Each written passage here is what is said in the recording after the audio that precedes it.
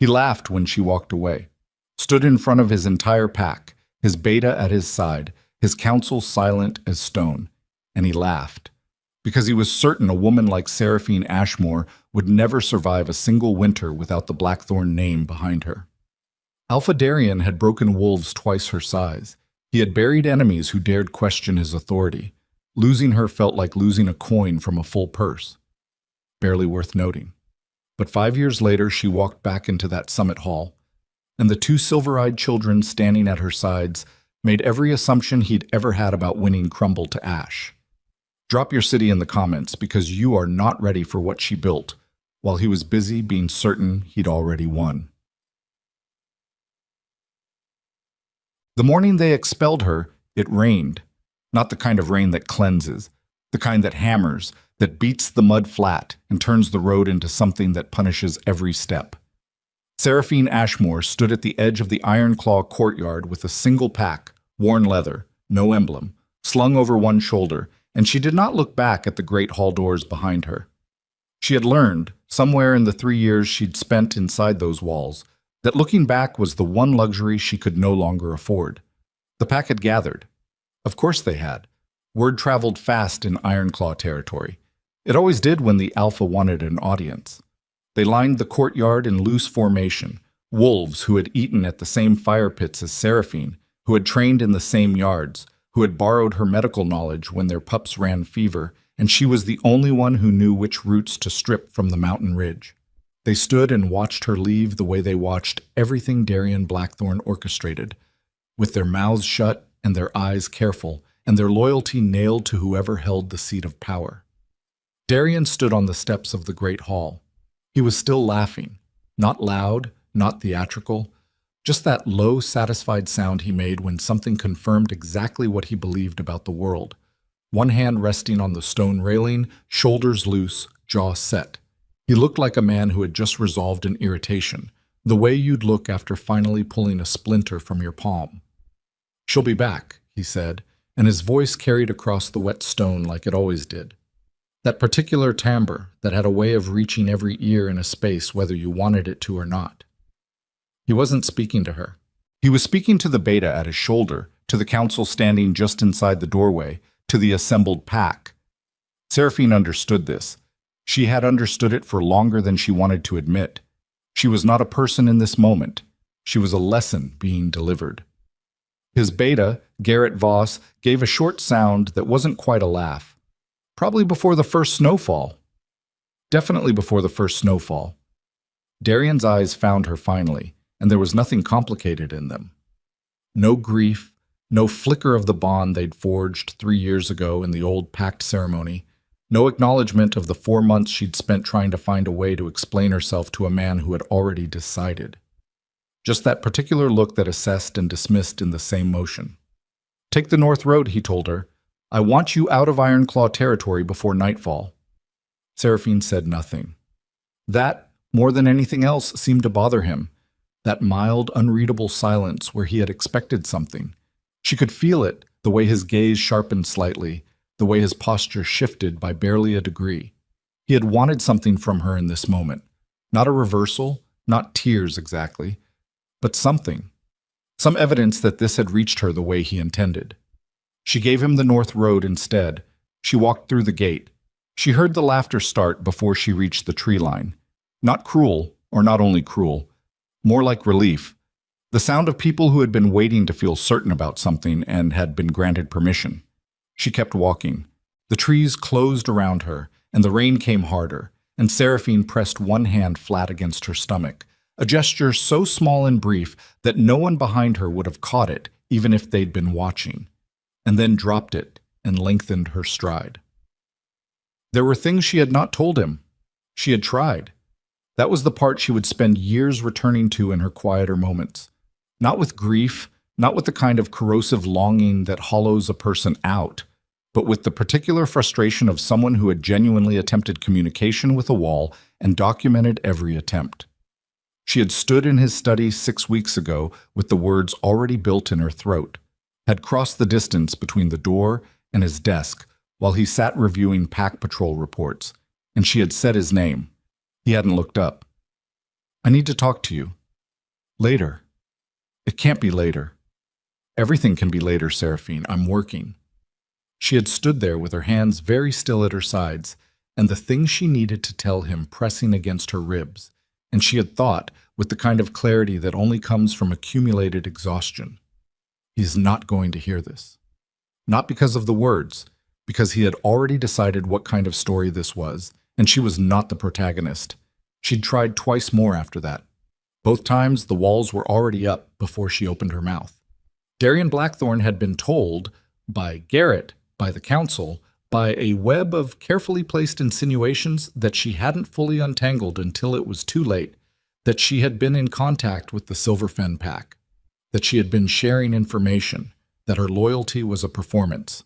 He'd believed it because it solved a problem he'd been sitting with for months, the problem of a Luna who wouldn't become what he needed, who asked questions during council meetings instead of supporting decisions already made, who had the irritating habit of being right about small things in ways that made the men around her uncomfortable. The accusation gave him a shape to put his discomfort into, and Darian Blackthorne, for all his tactical brilliance, was a man who found shapes profoundly reassuring. Boston. She made 20 miles before she had to stop. The village of Harwick wasn't on any Ironclaw map. It was the kind of place that didn't appear on maps that alphas drew, too small, too unaffiliated, too far from anything worth controlling, which was exactly why Seraphine had marked it in her memory months ago, when she'd first understood that the exit from Ironclaw might not be her choice if she wasn't careful. She had been careful. She had been so careful for so long that the muscles required for it had simply become part of her body.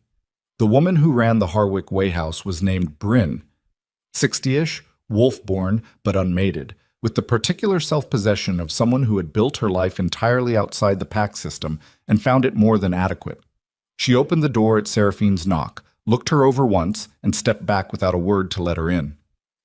"How far back?" Bryn asked, moving to the fire. 4 hours at a run." Seraphine lowered the pack to the floor. "He won't send anyone." "You sound certain." "He's certain I'll come back." She said it flat, without bitterness, just the stating of a fact. "He's not worried enough to chase." Bryn set a bowl of something hot in front of her and sat across the table. "And will you?" Seraphine looked at her. The fire put some warmth back into her face, and the warmth showed things that the cold and the walk had kept tight. She looked for just a moment like someone who was very tired and very young and carrying something that had no name yet except the particular weight it put behind her eyes. "No," she said. Bryn nodded as if she had expected exactly that answer and poured 2 mugs from the pot on the fire. They didn't talk much that night. There wasn't much to say that the rain outside wasn't already saying.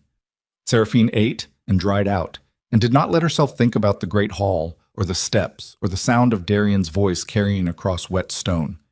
She thought instead about the North Road, which she had no intention of taking, and the maps she'd memorized, and the distance between Harwick and the Thornvale crossing, and the contacts she had in Veremore territory who owed her a debt that she had deliberately not collected until now. She thought about the thing she was carrying that had no name yet, and she put her hand over her stomach again, not for comfort this time, but for the particular communication that happens between a body and the small truth living inside it. "I know," she told it, without words. "I'm not stopping. We're going to be all right." It was not a promise. She had stopped making promises she couldn't control. It was a direction, a decision about what kind of story this was going to be. She kept it. The Veremore contact was a woman named Isolde Crane, who had 3 sons in the Pack Guard and a house at the edge of Thornvale that sat technically outside any Alpha's claimed territory by a surveyor's technicality that Isolde had paid a significant amount of coin to establish and intended to maintain. She received Seraphine without surprise. They had corresponded once through channels that Seraphine had been careful to keep off Ironclaw's records, and within the first hour had produced a midwife's name, a route through the foothills that avoided pack patrol zones, and a frankness about Seraphine's situation that felt, after months of navigating Ironclaw's architecture of implication and avoidance, like water. "He doesn't know," Isolde said. It was not a question. "No." "Are you going to tell him?" "No." A pause. "Eventually, when they're old enough to choose whether to know him. That choice belongs to them, not to me, and not to him. Seraphine set down the mug. He took everything else he could take. He doesn't get this.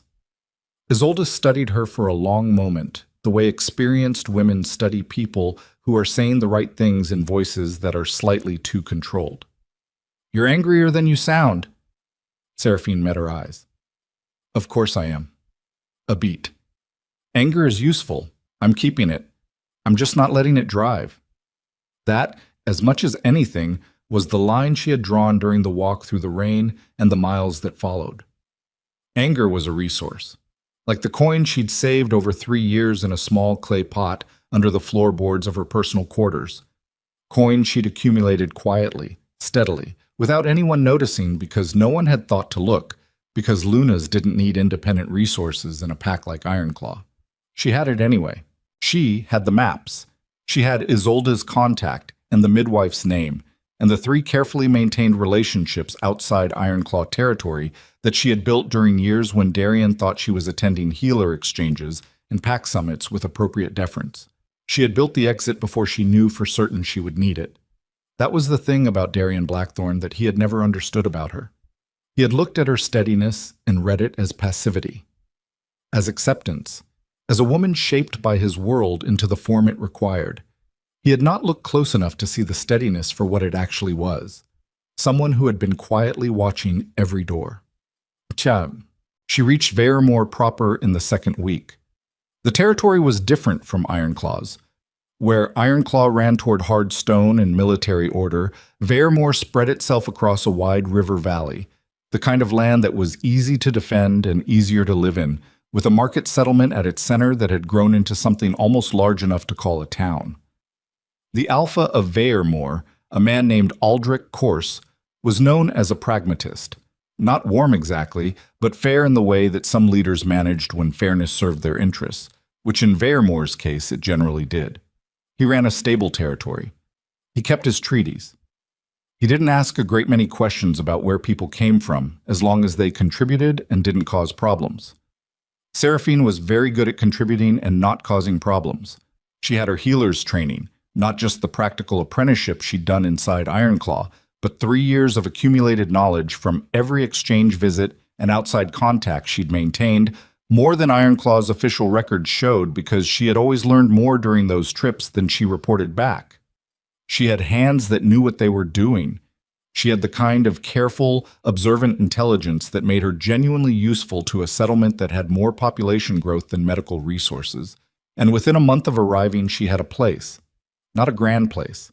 A small house on the edge of the settlement, a room that smelled of dried herbs and clean wool, a growing list of people who came to her door with the kinds of problems that needed steady hands and reliable judgment.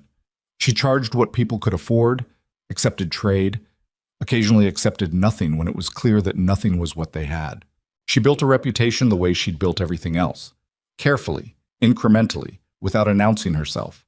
She was 4 months along by then, showing, for anyone who looked. She didn't hide it. The midwife Isolde had recommended was named Petra, and she was the kind of woman who delivered the truth along with everything else she delivered, which Seraphine found bracing and necessary. Their first appointment covered the medical situation thoroughly, and their second covered everything that followed from it.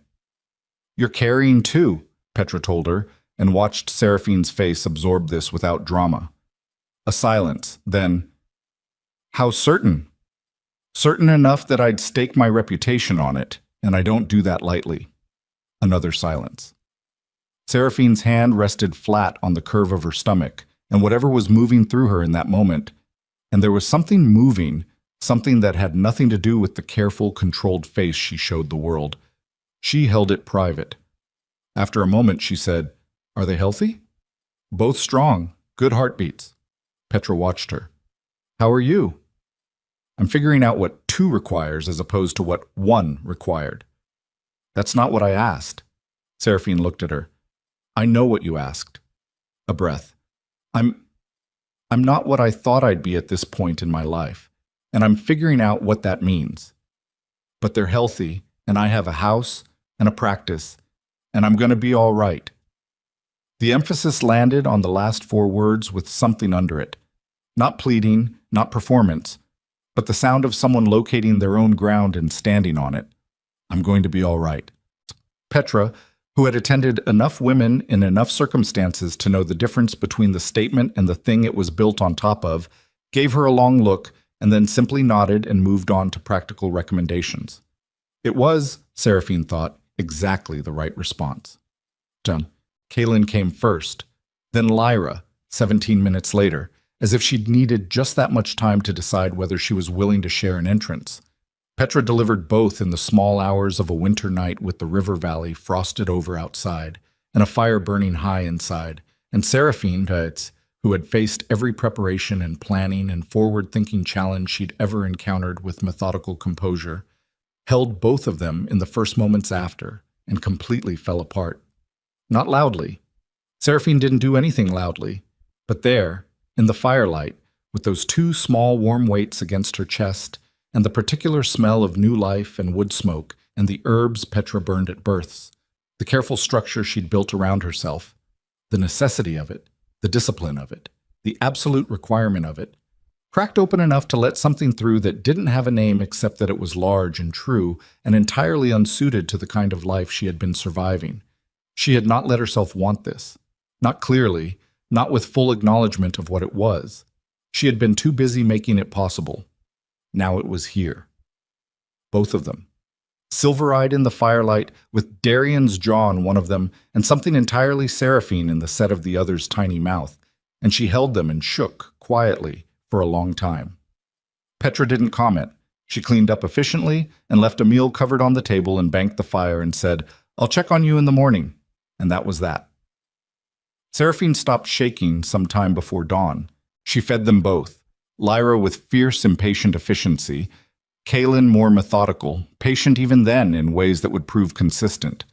And in the silence after, with both of them sleeping against her, she looked at the wall of the small house she had built out of nothing and talked to them in a low voice that she wouldn't have used if anyone had been listening. "Your father," she said, "is a man who has never had to decide who he wanted to be because the world made that decision before he had a chance to question it. He's not a monster. He's something harder to explain than that. He's a man who had every advantage and chose the one that gave him the least." A pause. "You're going to be given every choice I can build you access to. You're going to be able to question everything. You're going to be—" She stopped, looked at them. "You're going to be yourselves, whatever that ends up being. I'm going to make sure you have the room for it." She didn't say his name. Not that night. She would be careful about that going forward. Careful not to give them the absence as something to define themselves against, not to build the story of their origin as a wound they were required to carry. The absence was a fact, not a sentence.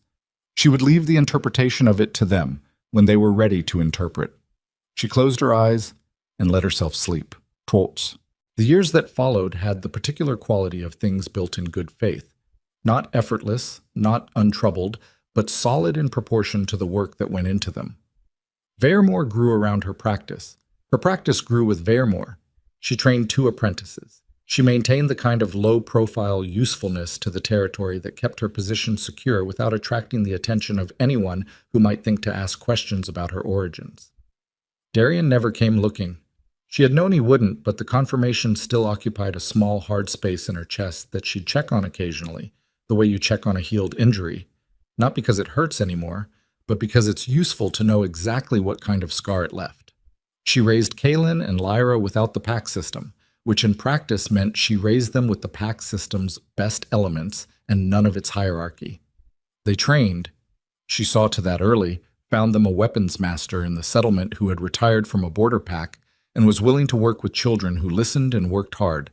And both of them listened and worked hard with a consistency that made Seraphine privately think her genes had expressed themselves more thoroughly than she'd planned.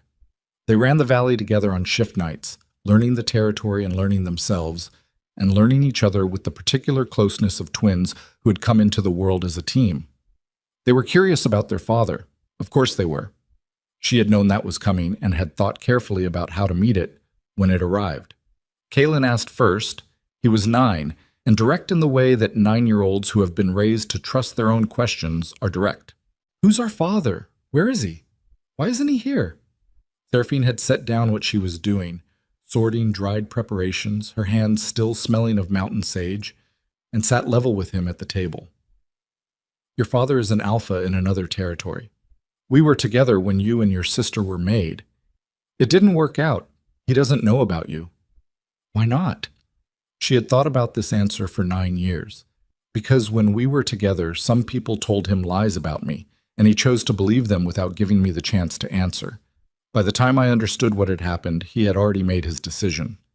She kept her voice even, not cold, just honest. "He chose badly. I chose to leave and build something new instead of staying and fighting for a place in a story where the ending was already decided against me." Kaylin was quiet for a moment. "Do you hate him?" "No." "True." "I was angry for a long time. The anger was useful. I used it to build things." She met his eyes, his father's eyes in her son's face, a thing she'd made her peace with early because she'd had to. "What I feel now is mostly just a long way away from it." "Will we ever meet him?" "I don't know. That'll depend on a lot of things that haven't happened yet." She put her hand on his. "When the time comes, you'll know enough to make your own choice about it. That's what I'm making sure of." Lyra, when she asked, 2 weeks later, which was exactly how long she'd apparently spent thinking it through before she decided she was ready to, had a different first question. "Is he good or bad?" "He's complicated," Seraphine told her. Lyra considered this. "Is that your way of saying bad without saying it?" "No. It's my way of saying I'm not going to hand you a conclusion about someone you've never met. That's something you get to decide yourself, if you ever have the information to decide it." Her daughter had looked at her with those silver eyes, and the set jaw that came from her father's side, and the something else in the brow that was entirely Seraphine's, and said, "Okay," in the tone of someone filing information for future use. That was Lyra. That had always been Lyra. The summit call came when the twins were 16. It was not unexpected, technically. The regional Alpha Summit convened every 7 years. It was old tradition, older than any of the current packs, rooted in something that predated the current territorial systems. Every pack in the Alliance region sent representation. The language of the original charter made no distinction for size of territory, nature of affiliation, or personal preference. Vairmore had always sent Aldrich Course. This cycle, Aldrich was dead. His successor, a nephew named Tor, who had inherited the territory at 28 with more decisiveness than experience and enough intelligence to know the gap, had been Alpha of Vairmore for 11 months. The summit was in 6 weeks. Tor, who had learned early that asking for expertise was not the same as showing weakness, had come to Seraphine's door with the particular purpose of a young leader who had identified what he needed and intended to get it. "I know you have history with some of the packs that'll be there," he said, standing at her table, not sitting. It was a deliberate choice, she thought, standing so that the conversation could be ended quickly in any direction. "I know what you're going to say, and I'm not asking you to sit at my table for old reasons. I'm asking you because you've been the most consistently useful person in this territory for 15 years, and I need useful people within arm's reach when I walk into a room full of alphas who have been reading me as an easy advantage since Aldrich died." Seraphine looked at him for a long moment. "Which packs?" she said. "Are you expecting trouble from?" "Grey March. Possibly Silverfen." He paused. "Ironclaw." The name landed in the room without fanfare. Seraphine gave it no visible reaction except a slight shift of her focus. Not away, not toward, just a recalibration that Tor, watching her carefully, registered and stored. "Ironclaw," she said. "Blackthorn's been expanding his influence. 3 smaller packs have joined the Ironclaw Alliance in the last 4 years. He's going to come to this summit with weight behind him and looking to add more." Tor's jaw was set. "I need to walk in with my own weight, which means I need my full representation. My children haven't been to a summit before." "No. They'll be in a room with alphas who will assess them as leverage before they assess them as individuals." Yes. A pause. They're yours, Seraphine. I don't think anyone's mistaking them for leverageable. She stood at the window looking at the valley and thought about the things she had built and the things she had let stay safely small and the distance she had maintained between her rebuilt life and the one that had preceded it. 5 years she had lived here. 15. She had not been back inside any room that Darian Blackthorne occupied, had not tested the hypothesis of whether the distance felt like distance anymore or whether it had simply become the shape of her life. She had known this day was possible. She had not, she admitted to herself with the particular honesty she practiced in moments no one else witnessed, made a thorough plan for it. The twins come as full representation, she said, still at the window. Not as support, full seats. Agreed. My terms for the summit attendance are the same as my terms for anything else inside this territory. What I provide is provided because it serves Varemore's genuine interests, not Ironclaw's inconvenience. Understood. She turned from the window. I'll need 2 weeks to prepare them for the specific political landscape. Tor nodded, and had the sense not to look relieved, had the sense to simply say, thank you, and mean it as a transaction completed, not a favor granted, which was precisely the register she required. Dick. She told Kaylin and Lyra that night. Not around the table, but they were old enough now that around-the-table conversations had the flavor of formal announcements, and she didn't want this to feel like a verdict delivered. She found them in the training yard at dusk, both of them running patterns in the last of the light, the easy, synchronized quality of it that had never required practice. That was simply what happened when two people had spent their entire lives learning movement in the same space. She watched them for a moment from the gate. They were extraordinary.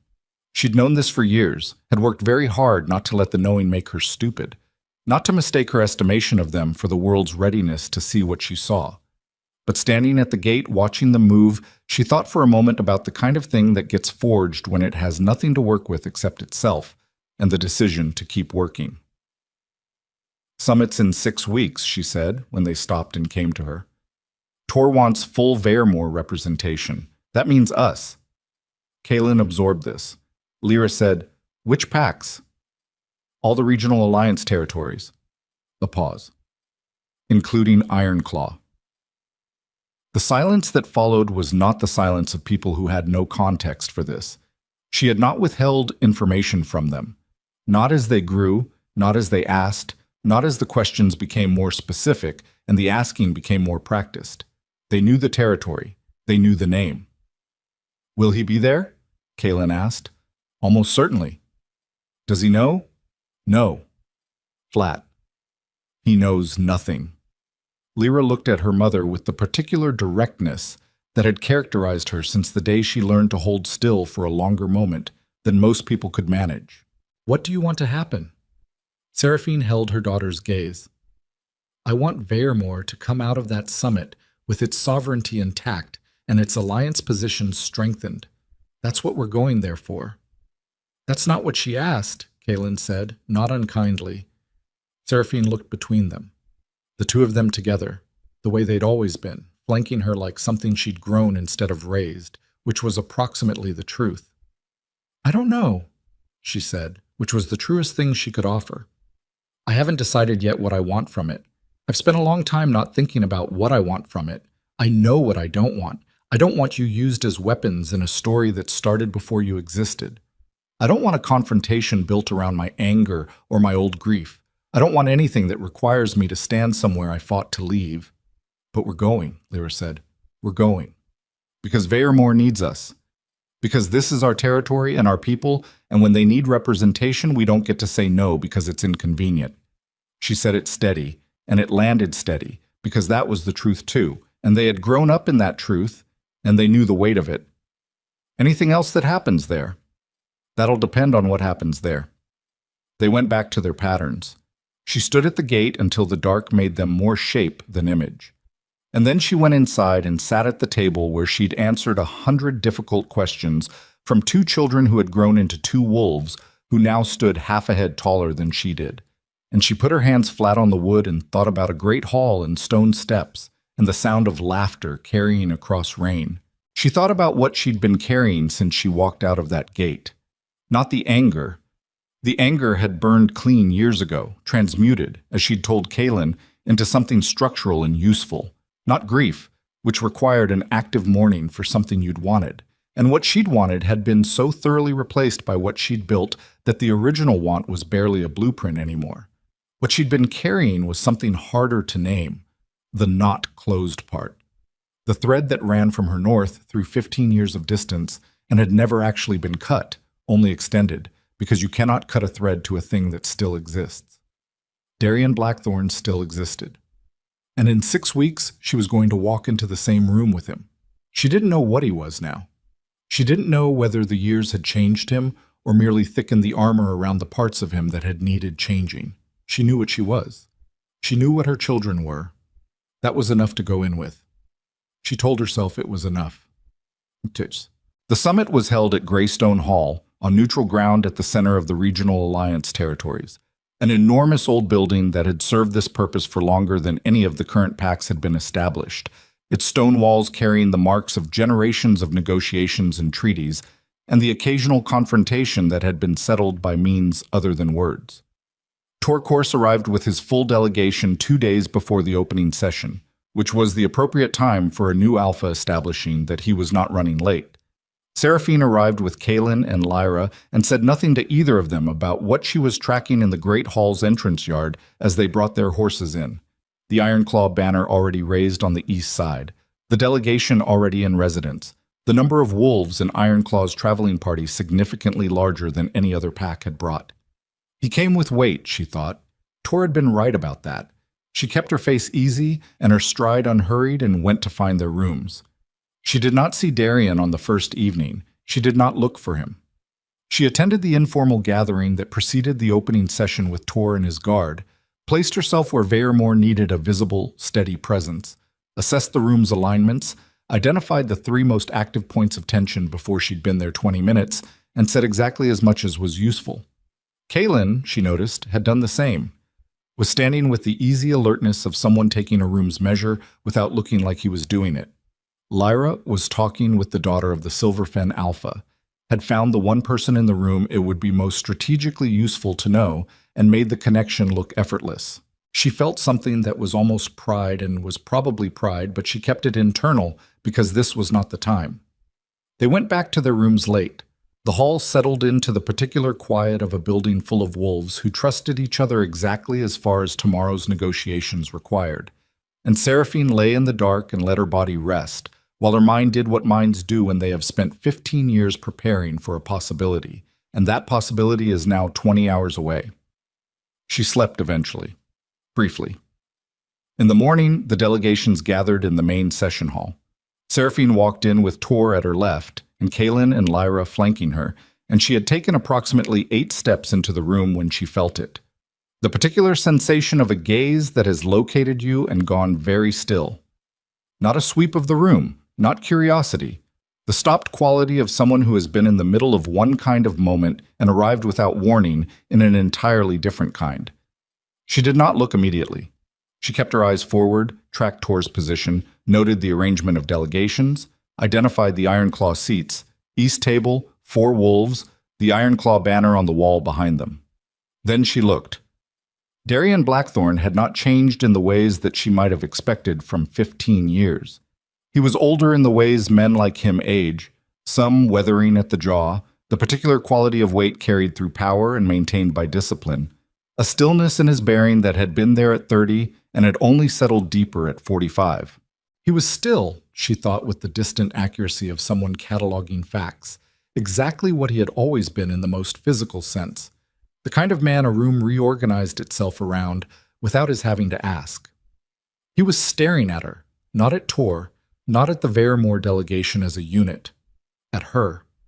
And his face, in this unguarded moment before he'd had time to arrange it, showed something she had not seen on it before, or had seen once, briefly, in the first year of their bonding, when she'd said something that genuinely surprised him and he hadn't had time to decide whether that was acceptable.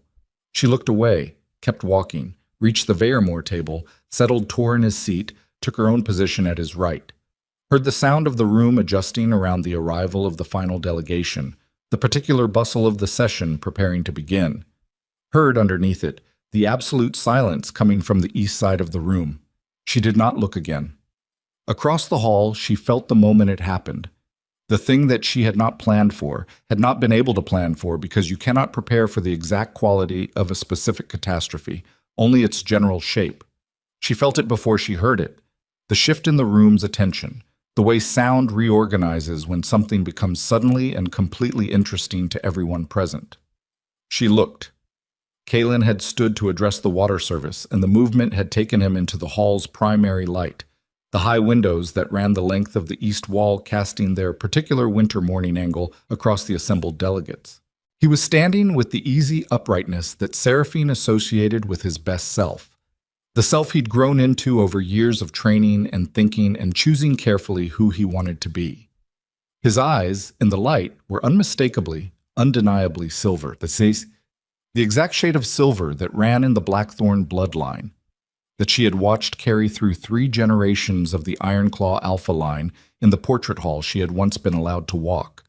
And Lyra, who had turned at Kalen's movement, was looking at her brother the way she always looked at him, with the particular ease of a twin who shares an entrance to the world, and her eyes, in the same light, were the exact same shade, the same jaw, the same bone structure, in the male face and the female face, arranged slightly differently but running from the same root.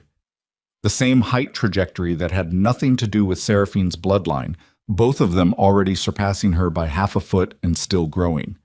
The room had gone quiet. Seraphine kept her hands flat on the table and kept her face exactly what it needed to be and did not look at the east side of the room. She could hear Darian Blackthorn's breathing from across the hall. Not literally, but in the quality of the silence coming from the Ironclaw table, she could construct it. The particular way the air changes around a man who has just had the ground entirely removed from under a certainty he had held for 15 years. She had memorized that quality once. She had not forgotten it. He's seeing it, she thought, with a stillness in her chest that had absolutely nothing to do with calm. He's seeing them, and he's counting the years, and he knows what the math means. She had prepared for many versions of this day. She had not been fully prepared for this one, for the version where the room saw it first, where the discovery happened not in a private meeting she might have controlled, but in the open session hall with every regional alpha present, every pack witness, every strategic relationship that would define Varemore's position for the next 7 years actively watching.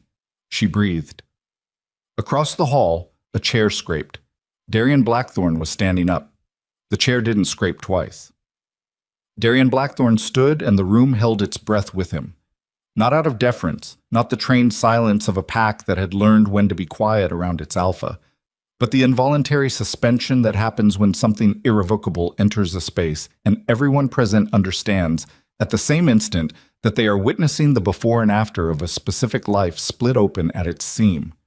He was looking at Kalen, not at Seraphine, not at Lyra, at Kalen, who was still standing with the water vessel in his hand, who had turned at the change in the room's air and was now looking back at this man he had never met with the particular stillness of someone who has been told enough to recognize the shape of a truth when it arrives. The silver eyes. Darian's own eyes, and a face that was half built from his own bone and half from hers. 16 years of growing up in a valley far from anything he'd built or claimed or broken. Garrett Voss, seated at Darian's right, said something low. Darian didn't respond, didn't sit. His hand was flat on the table in front of him, and he was doing the math. She could see it, could see the calculation moving through him the way weather moves across open ground, visible before it arrives. 5 years he'd given her to come crawling back. She hadn't come. 15 years total, and now she was standing 30 feet away with 2 wolves at her sides who carried his bloodline in their faces like evidence. Seraphine kept her hands flat on the Varemore table and kept her face what it needed to be. Alpha Blackthorn. The session moderator, an older wolf from the neutral Greystone staff, a man who had run enough summits to know that the room needed redirecting before it became something else, spoke with measured authority. "We're preparing to open the formal session. If you need a moment—" "I don't need a moment." Darian's voice, same register, same carry. 15 years and it still moved through a room like it owned the acoustics. Seraphine breathed once, deliberately, felt it reach her and registered the reach as information rather than anything else, and kept her eyes on the session moderator. Tor leaned toward her, barely a degree, not enough for anyone watching to mark as significant. "How do you want to handle this?" "We don't handle anything," she said at the same volume. "We're here for the summit. We attend the summit. He's going to do whatever he decides to do. That's not our session plan." She picked up her stylus. "It never was." "What?" The opening session lasted 2 hours. Darian sat through all of it. So did Seraphine. The distance between the Ironclaw table and the Veremore table was approximately 30 feet, and it had the density of something structural, not invisible, not ignorable, felt by everyone in the room with the particular awareness you develop for things that might become dangerous. The other alphas tracked it. She could see them doing it, the small recalibrations of attention, the way Silverfen's alpha kept his eyes slightly too neutral, the way the 2 smaller pack representatives found reasons to look at anything except either table. The proceedings covered alliance boundary confirmations, trade route agreements, succession documentation for 3 packs that had changed leadership in the 7-year interval. Standard framework. She attended to all of it with the same focused competence she brought to everything. Made 3 annotations on Veremore's position papers. Twice caught Tor about to concede a point that didn't need conceding and redirected him with a sentence. Kaylin sat on her left and took notes. Lyra sat on his far side and watched the room.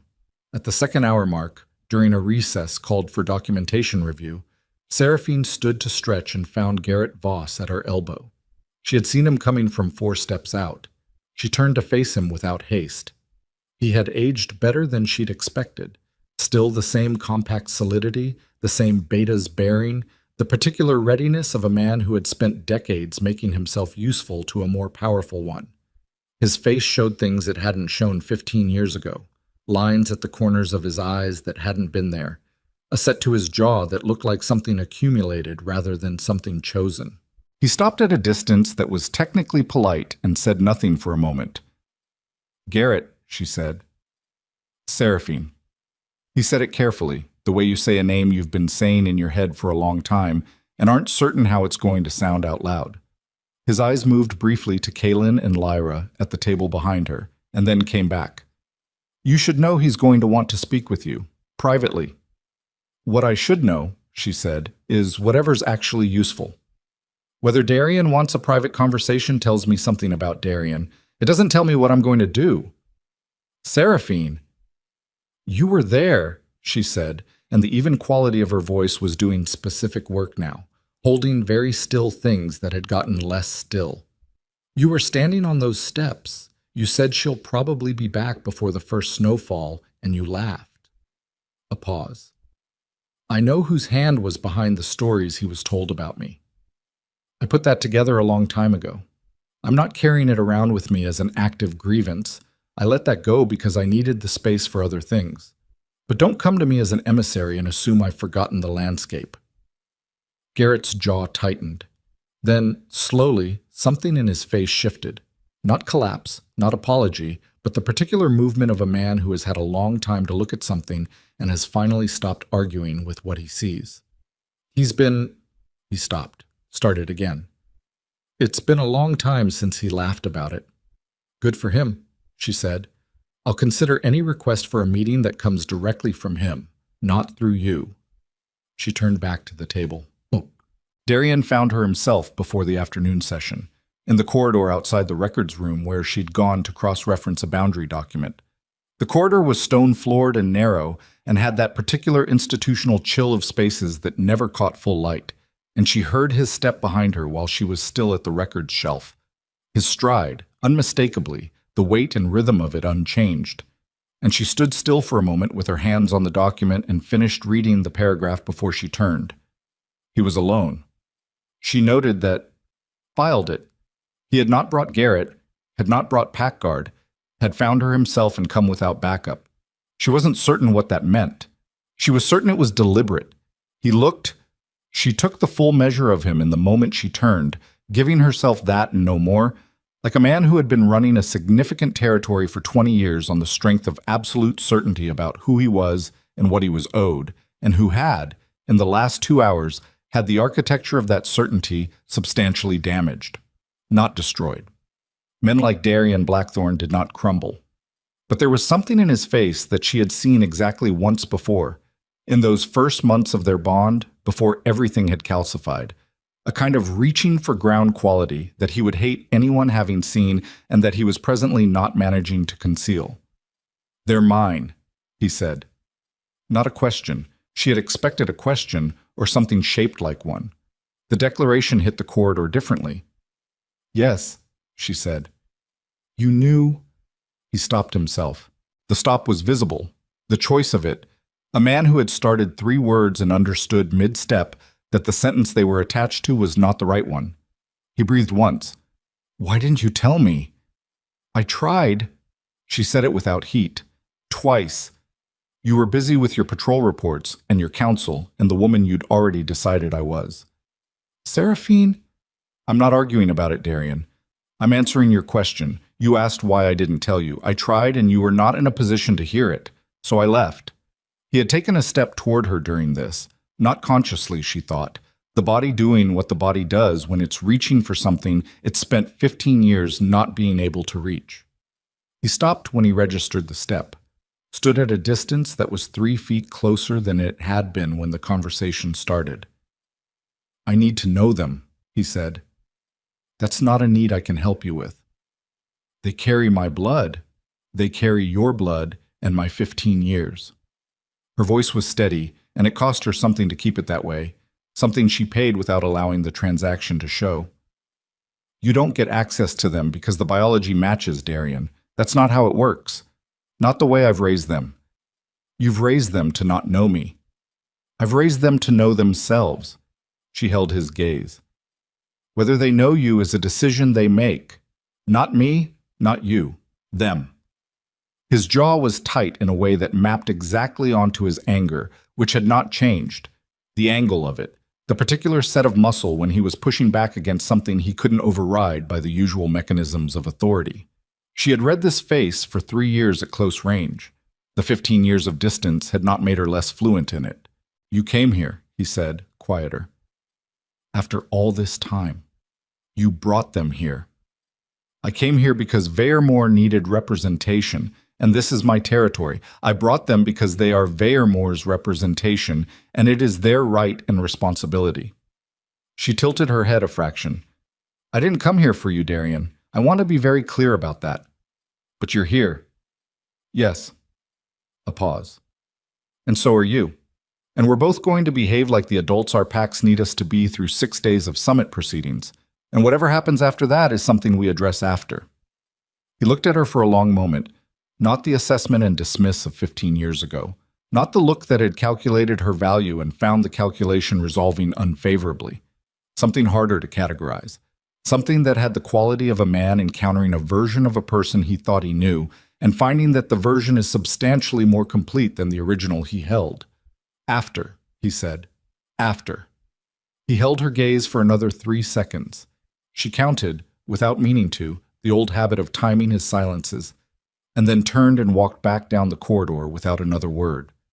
She waited until his steps faded. Then she put her hand flat against the cold stone shelf and breathed. Not collapse, not grief, not the thing she would have allowed herself if she had been anywhere else. Just the physical reality of adrenaline moving through a body that had been very controlled for a sustained period, the slight unsteadiness that comes after. She gave it 30 seconds, felt it pass, picked up the document, finished reading it.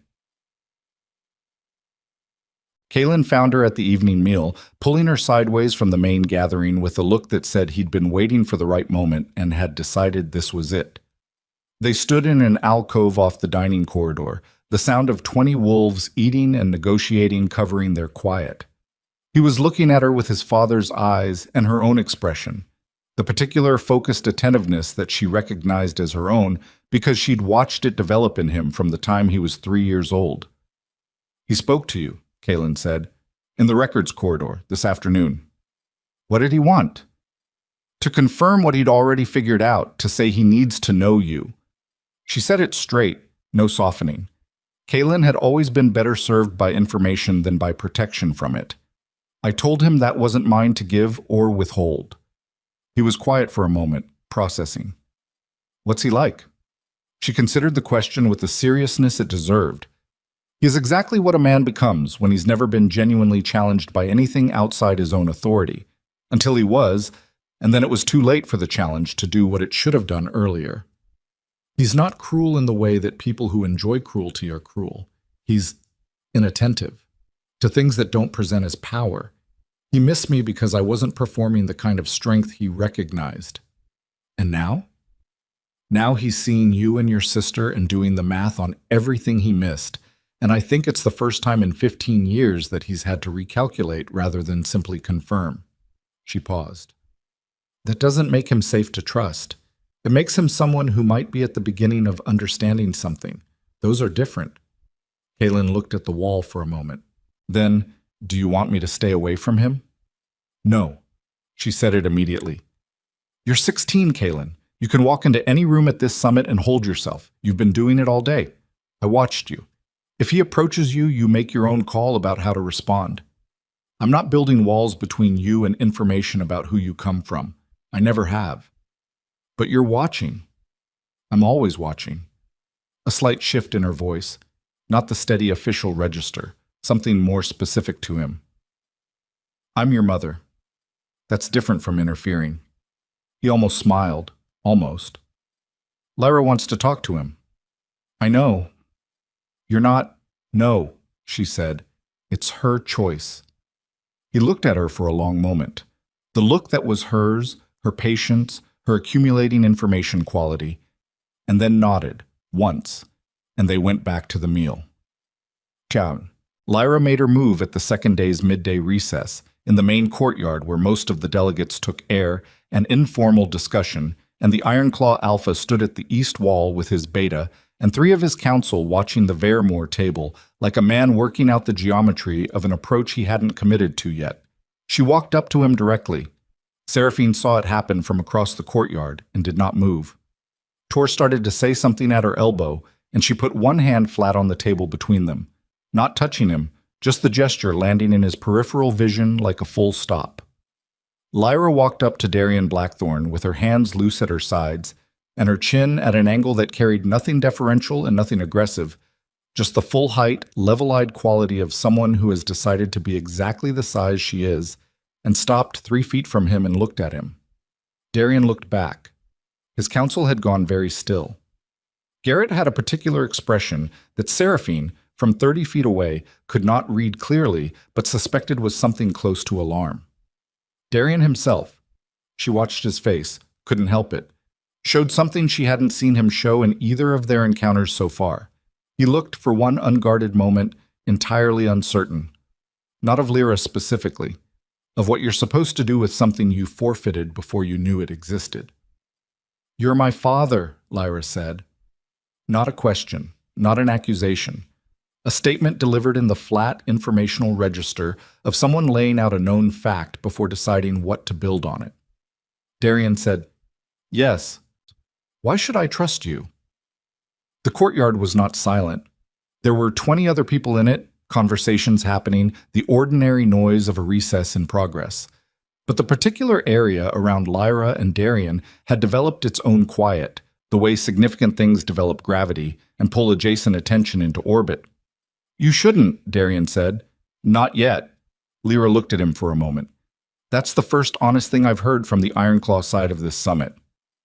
Garrett made a small sound. Darian silenced it with a look. I'm not asking you for anything, he said, and his voice had a quality Seraphine didn't have a map for, stripped somehow of the usual authority as performance register, something more direct underneath. I know what I walked away from, even if I didn't know exactly what it was when I did it.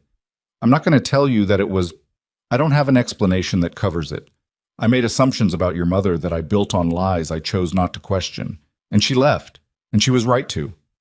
She was right to, Lyra repeated, quiet. Yes. Another silence, this one with a different texture. She's the strongest person I've ever known, Lyra said. Something moved across Darian's face. Not grief exactly, but related to it. The adjacent feeling you get when you understand the full dimensions of something you didn't understand when it was in front of you. He said, I know that now. You knew it then, Lyra said. You just decided it was a problem instead of a fact. She held his gaze for one more beat. Then she turned and walked back across the courtyard, unhurried, and rejoined the Vermeer table without looking back. Seraphine watched her sit down, watched her pick up her water and drink it with the ease of someone who had done exactly what she intended. Felt something move through her that had no clean name. Not pride, too complicated for that. Something older and more specific. The feeling of watching a person you raised become more themselves than you knew how to plan for. She didn't say anything. Lyra looked at her. He apologized. Sort of. I heard. He's not what I expected. She paused. I don't know what I expected. Neither did I, Seraphine said honestly. 15 years ago or today? Oh. The summit's second evening brought the informal alliance dinner, long tables, all 23 packs in one hall, the kind of event that accomplished more than the formal sessions because the wine was present and the official record wasn't. Seraphine attended. She placed herself with strategic care, kept Tor visible and well-positioned, worked the room in the methodical, unhurried way she'd developed over years of being the most useful person in whatever space she occupied. She was deep in a conversation with the Grey March Alpha's second, a sharp-minded woman named Doris who had been subtly feeling out Vermeer's position on the eastern border question and deserved a nuanced response rather than a deflection, when she became aware without looking that Darian had crossed the room. He did not approach her. He stopped 12 feet away, in the gap between the Ironclaw contingent and the neutral tables, and stood there. Not hovering, not performing patience, just present, in the particular way of a man who has decided something and is waiting for the conditions to implement it without being willing to wait indefinitely. She finished her conversation with Doris, properly finished it, reached the natural endpoint, exchanged the appropriate closing, watched Doris move on. Then she turned. Darian was still there. You're doing that on purpose, she said when she reached him. Doing what? Standing in my peripheral vision? I'm standing at the edge of a room. You could stand at the edge of a room anywhere. You chose that particular edge. She looked at him. What do you want, Darian? To talk to you, not about them, about... He stopped, ran a hand along the side of his jaw in the gesture that meant he was working out phrasing he hadn't fully built yet. About what happened, about what I did. We talked yesterday. We established facts yesterday. That's not the same. She studied him. The stripped quality was still there, the one she'd heard in the courtyard, the register underneath the authority layer. It was, she thought, the most uncomfortable thing she had encountered at this summit, and she had anticipated discomfort.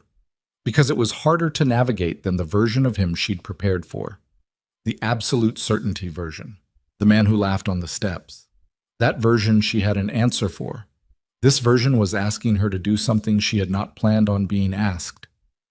I spent 3 years building a case to myself that you were manipulated, she said quietly. That Garrett and the council fed you a story, and you were too proud to question it, and that made you the victim of someone else's design as much as I was. I believed that for a while because it was cleaner. A pause. It's not that simple. Someone handed you a story, and you picked it up because it confirmed what was already easier than what the truth required. That's not manipulation. That's a choice you made. His jaw was set. He didn't argue. That's not an ambush, she said. It's where I landed after a long time thinking about it. I'm not looking for an apology. I'm not looking for anything from you, Darian. I told you that. I know what you told me. He looked at her. I'm not sure I believe that there's nothing.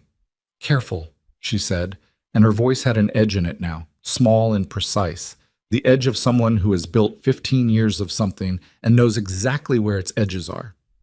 Don't construct a story where I secretly want what you want. That's how you got here. A silence, long enough to have weight. You're right, he said. She had not expected that either. I know, he said, before she could respond to it. I know I don't get to just... I understand that. I'm not asking you to forgive me in this hallway. I'm not asking you to come back or to... I'm not asking for anything you haven't agreed to give. His voice was low and entirely direct, and had none of the hall-carrying authority in it. I just need you to know that I understand what I did. All of it. Including the parts that aren't about Garrett or the council. Including my part.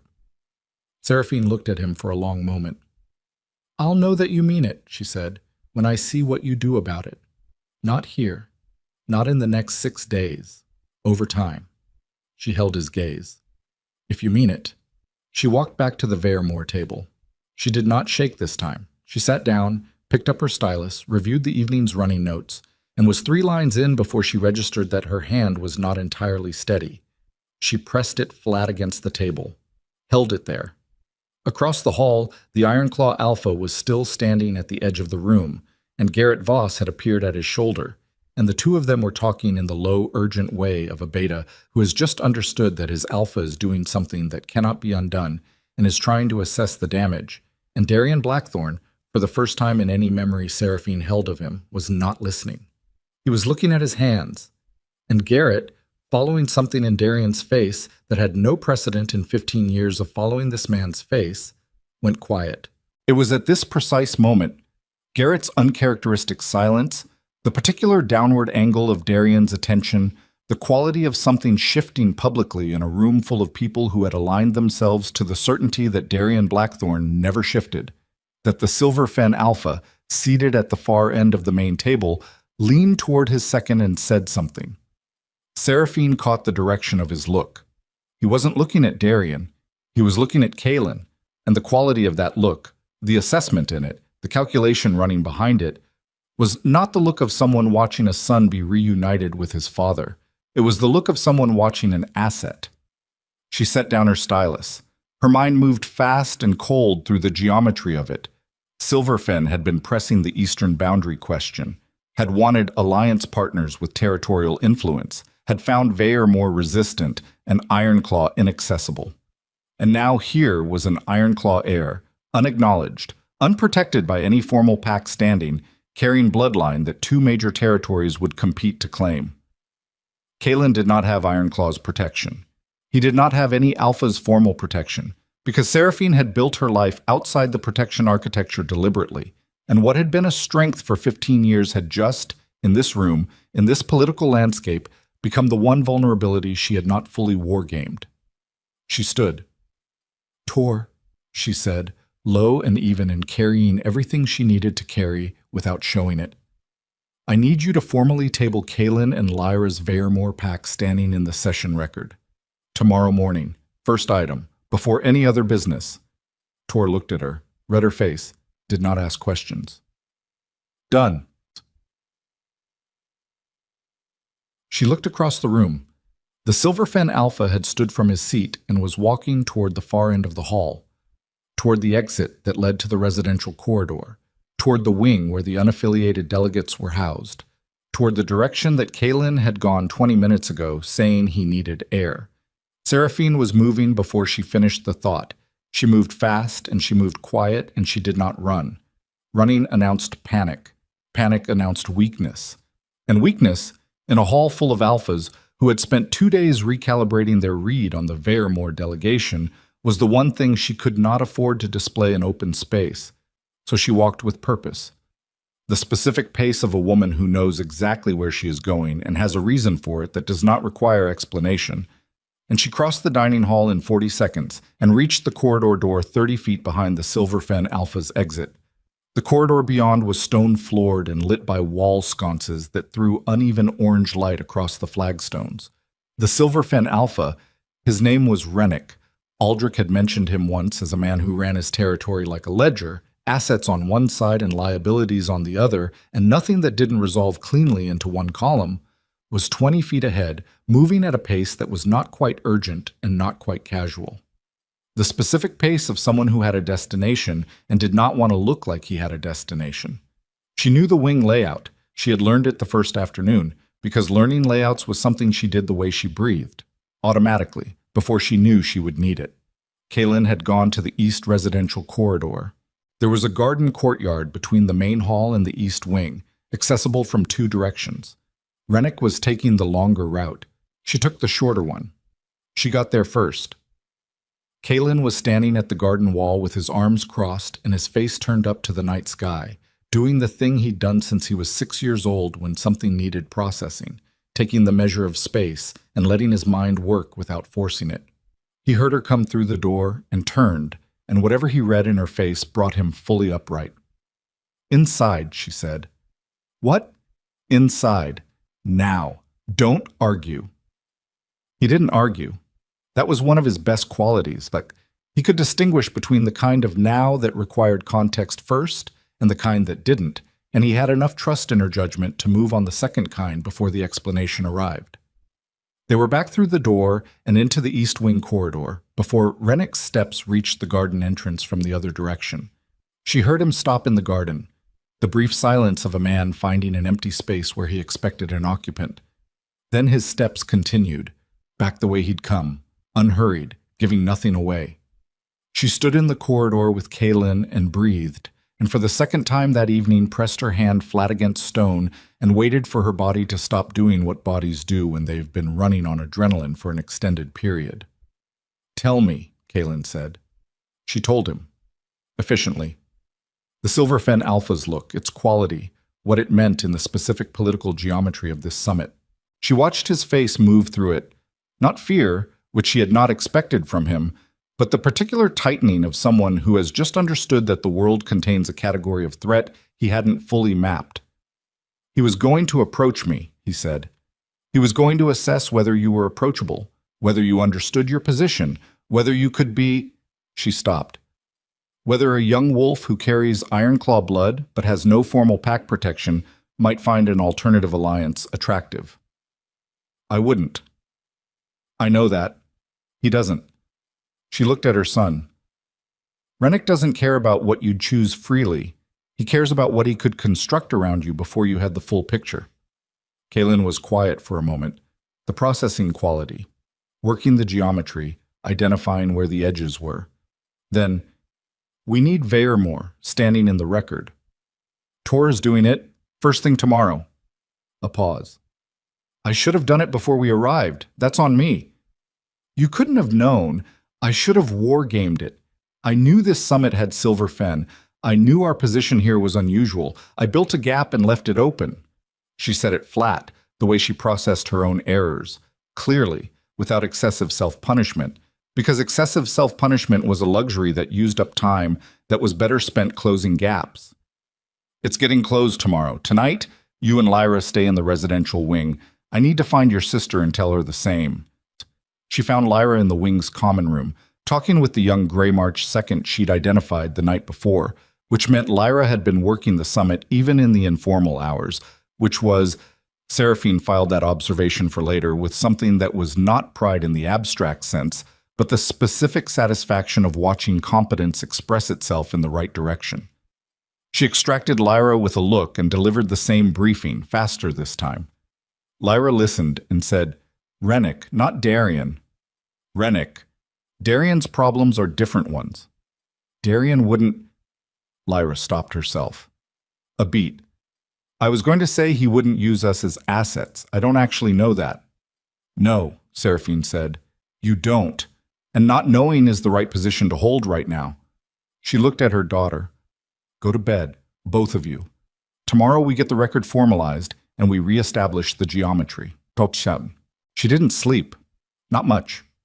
An hour, maybe, in the deep middle of the night when her body simply demanded it, and her mind had finished its third full rotation through the summit's political landscape and had nothing new to show her. She lay in the narrow residential room and looked at the stone ceiling and thought about Rennick's ledger-running instincts and the specific window of vulnerability that existed between now and the moment Veyermore's formal record was entered. One night. She just needed it to stay contained for one night. It didn't stay contained for one night. She was on her way to Tor's room at first light, early enough that the corridor was empty, the hall staff just beginning their morning movement, when she turned the corner and found Garrett Voss standing outside her door. Not Tor's door, her door, which she had just come from. He had been there while she slept, or had arrived in the last few minutes, or had been placed there by someone who knew her room assignment and had a reason to intercept her before she reached Tor. All three possibilities were bad. The third was the worst. She stopped walking. Garrett looked at her with the expression of a man who has been carrying something heavy for a long time and has finally decided to put it down, which was either genuine or a very practiced performance of genuine. And she had 12 hours of accumulated threat assessment running in her bloodstream and could not afford to lean toward either interpretation. "I need to tell you something," he said, "before the morning session." "Then tell me." He looked down the corridor in both directions. "Not here." "Garrett." Her voice was the cold, flat kind. "You don't get to add theater to this. Whatever you have to say, say it. I have somewhere to be." He looked at her for a moment. Then, "Rennick has a document. He got it from inside Ironclaw." A beat. "He's planning to enter it into the session record this morning, before your Vairmore filing."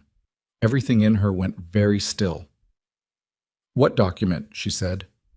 "The original accusation from 15 years ago. The one that—" He stopped. "The communication logs, the fabricated ones. He has the fabricated communication logs that were used to get Seraphine, to get you removed from Ironclaw. Those documents should have been destroyed." "They were supposed to be." His jaw was tight, the lines of it showing something ugly. "Someone kept a copy." She looked at him. The weight of the implication landing fully, the way weight lands when you've been braced against a different direction and the blow comes from somewhere else. Someone inside Ironclaw gave Rennick documents that would humiliate Ironclaw's alpha and compromise the legitimacy of his children standing at a regional summit.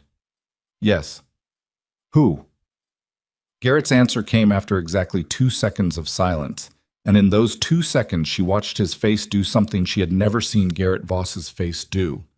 Something that looked like shame, which in 15 years of knowing him she had not once observed, and the shock of it almost distracted her from what he said.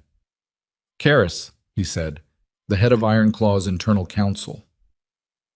Seraphine's mind moved in cold, clear lines.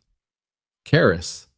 She had known Karis as a smooth, ambitious man who had sat on Darian's council for 12 years, who had managed the relationship between pack law and political maneuvering with a precision that had always made her slightly uncomfortable, who had been, she now understood, systematically building a position for himself between Darian's authority and the council's, accumulating leverage, waiting for the right moment. "He was one of the architects of the fabricated accusation against me," she said. "Yes." "And he kept the documents because he knew that someday he'd need something on Darian." "Yes." "And Rennick approached him, or Karis approached Rennick." "Karis made the contact 3 months ago." 3 months ago. Before the summit invitations had even been formally distributed, before she had agreed to attend. This had been built in advance of any of their decisions, built on the assumption that if the summit happened, the right pressure at the right moment could be used to destabilize both Ironclaw and whatever protection the children might otherwise find. The coldness of it registered somewhere below thought, in the part of her that tracked what humans were capable of, when they had enough patience and enough motive. She had rebuilt her life knowing that careful, patient construction was the most powerful available tool. She had not fully accounted for the fact that other people knew how to use it too. "Why are you telling me this?" she said. "Because I helped build the thing that is being used against you now." His voice carried something stripped and raw in it. "I helped put those documents together. I told Darian the story that went with them. I did it because—" He stopped. "Because I thought he needed to be protected from a Luna who was making him, who was changing things, who he was changing around. And I was wrong. I have been wrong about it for 15 years, and I have not—" Another stop. The words not coming easily, the way truth doesn't come easily when it's been sitting under 15 years of justification. "I owe you this." She looked at him for a long moment. "Does Darian know about Karis?" "Not yet." "When were you going to tell him?" "I came to you first." She absorbed that. The hierarchy of it, that he had come to her before his alpha, that this represented something in Garrett Voss that had taken 15 years to position itself in front of his loyalty to Darian's authority. She did not have time to decide what it meant beyond its immediate utility. "How long do we have before the session opens?" she said. 40 minutes.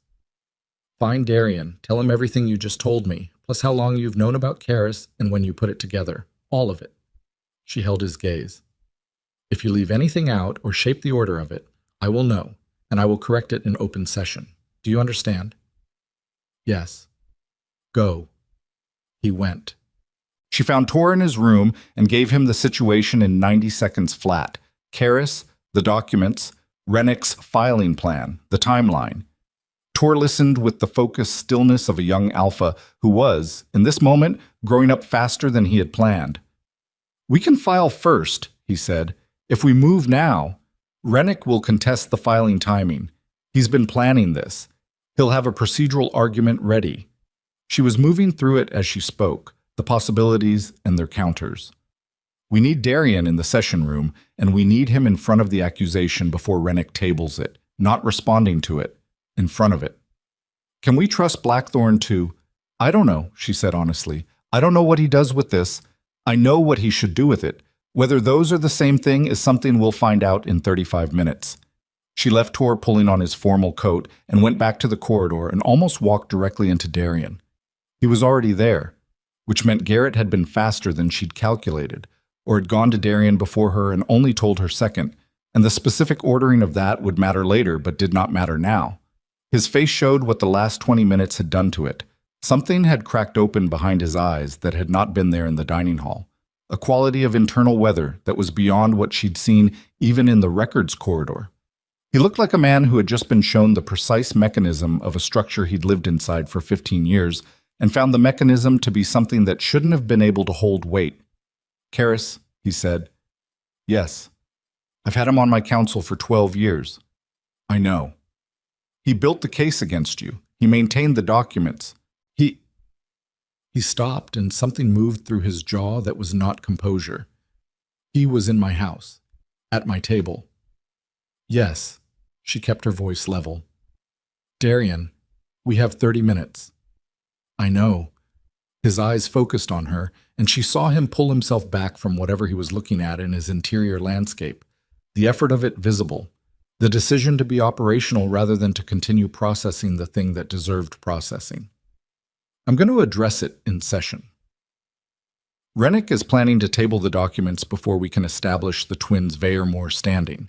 If he tables them first, the procedural question becomes whether undocumented Ironclaw heirs can be formally placed under another pack's protection mid-summit, and he will argue they cannot.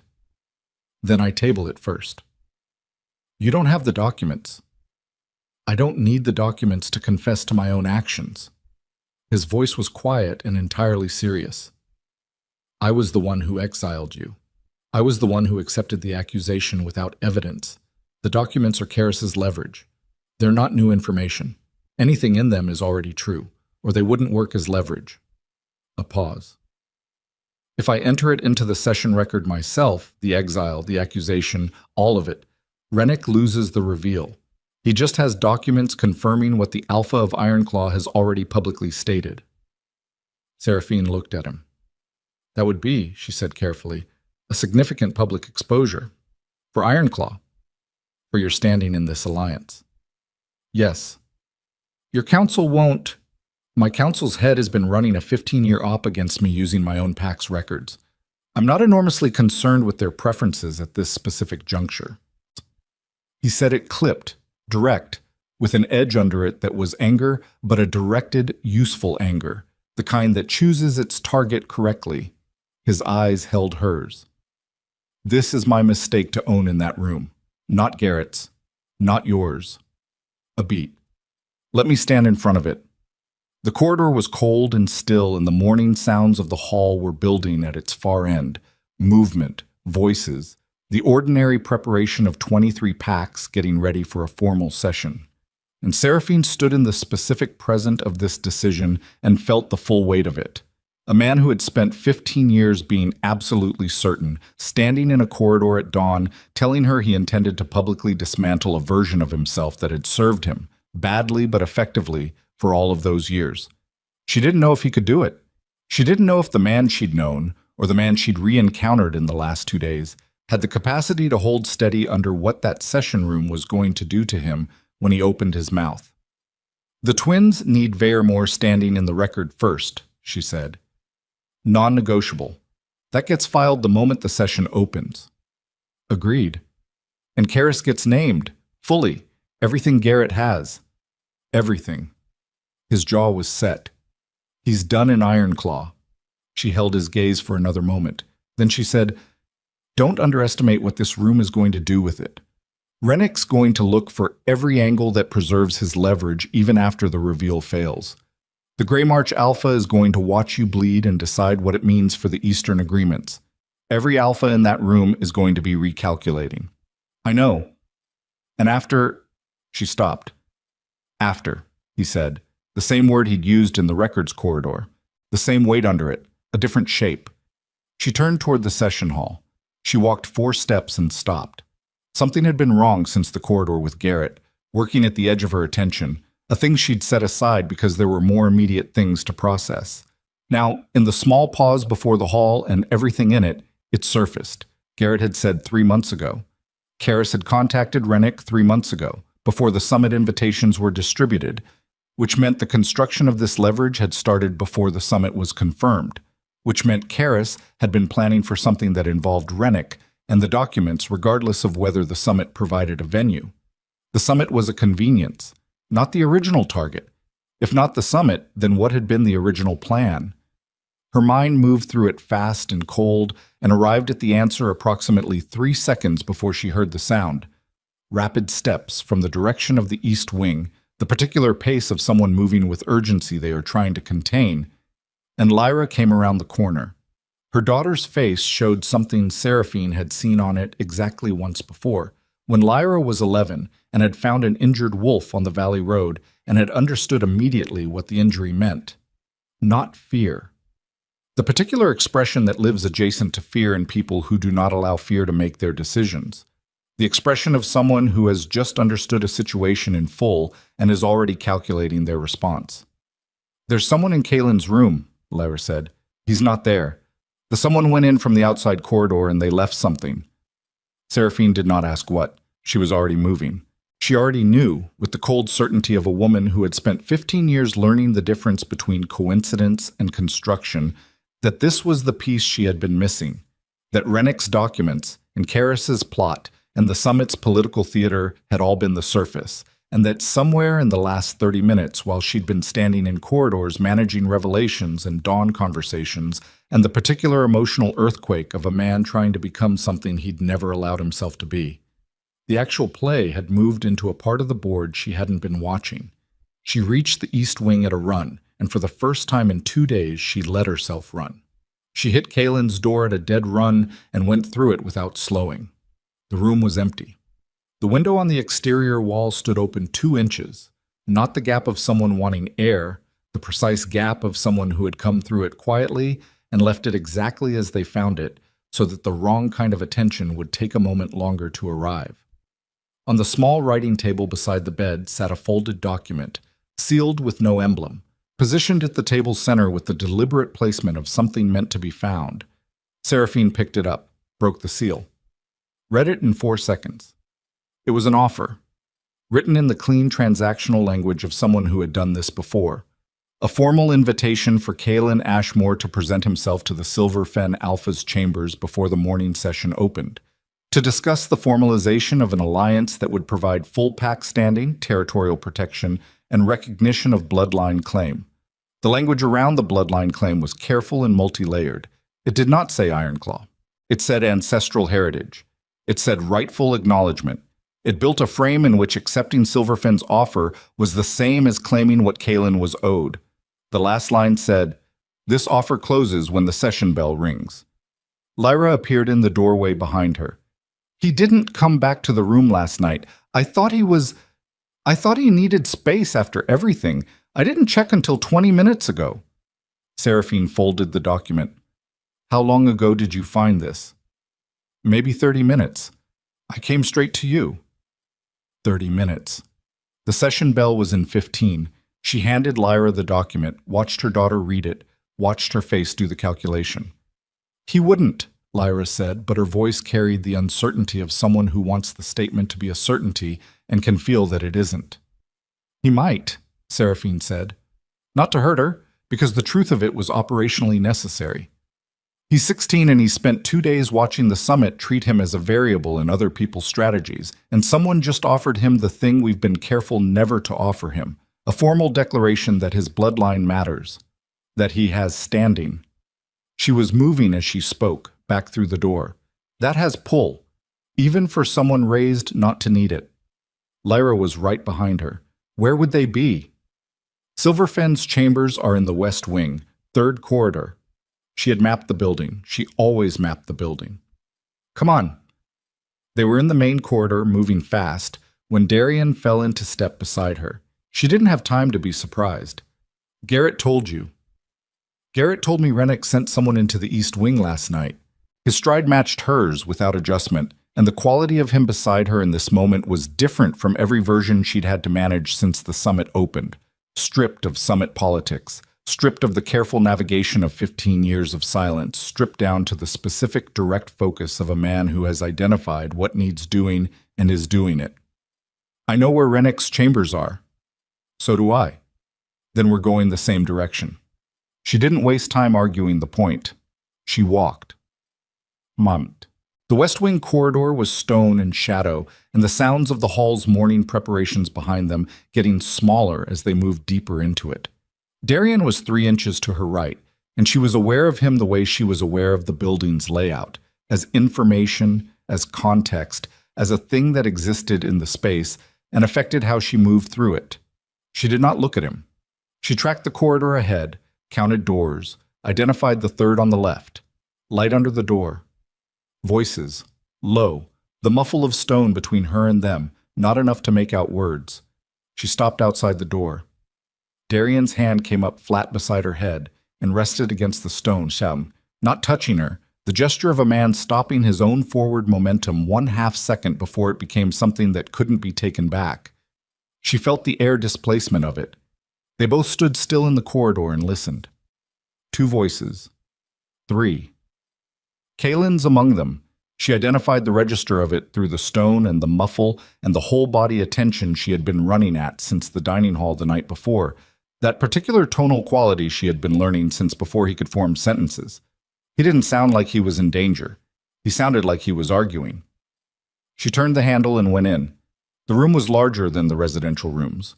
A meeting chamber, a table at its center, 4 chairs. Rennick was standing at the table's far side, his second at his shoulder.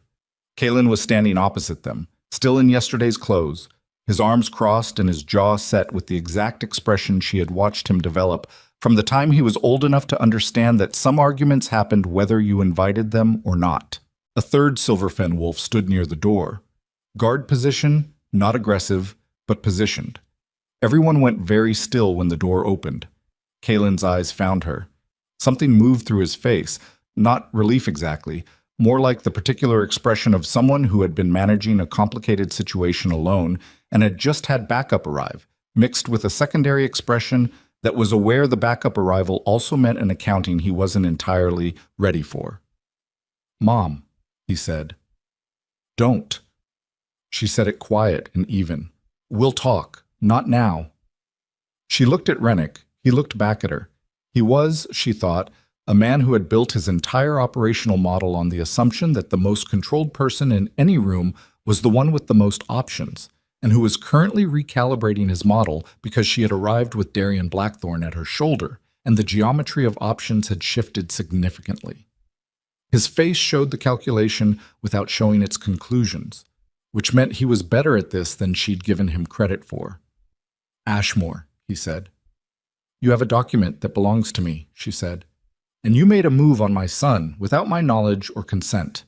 I'd like to address both of those things before the session bell. The document is Ironclaw property. The document is a fabrication built by a man who has been running a shadow operation inside Ironclaw's council for 12 years. Darian's voice from directly behind her had the hall-carrying quality fully present, and it filled the chamber without effort. It was built to remove my Luna from Ironclaw on false grounds. Its existence is not leverage, it's evidence." Rennick's eyes moved to Darian. The calculation in them ran visibly for 2 seconds. "Your Luna," he said. "As I understand it, she hasn't been your Luna for 15 years. "No, Darian said. She hasn't, because of what Karis built, which I will be stating in open session this morning, with full detail and full accountability. A pause.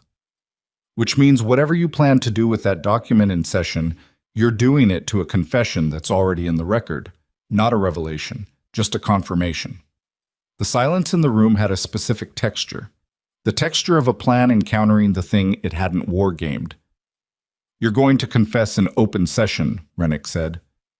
I'm going to tell the truth in open session, Darian said. Those aren't always the same thing. In this case, they are. Rennick looked between them.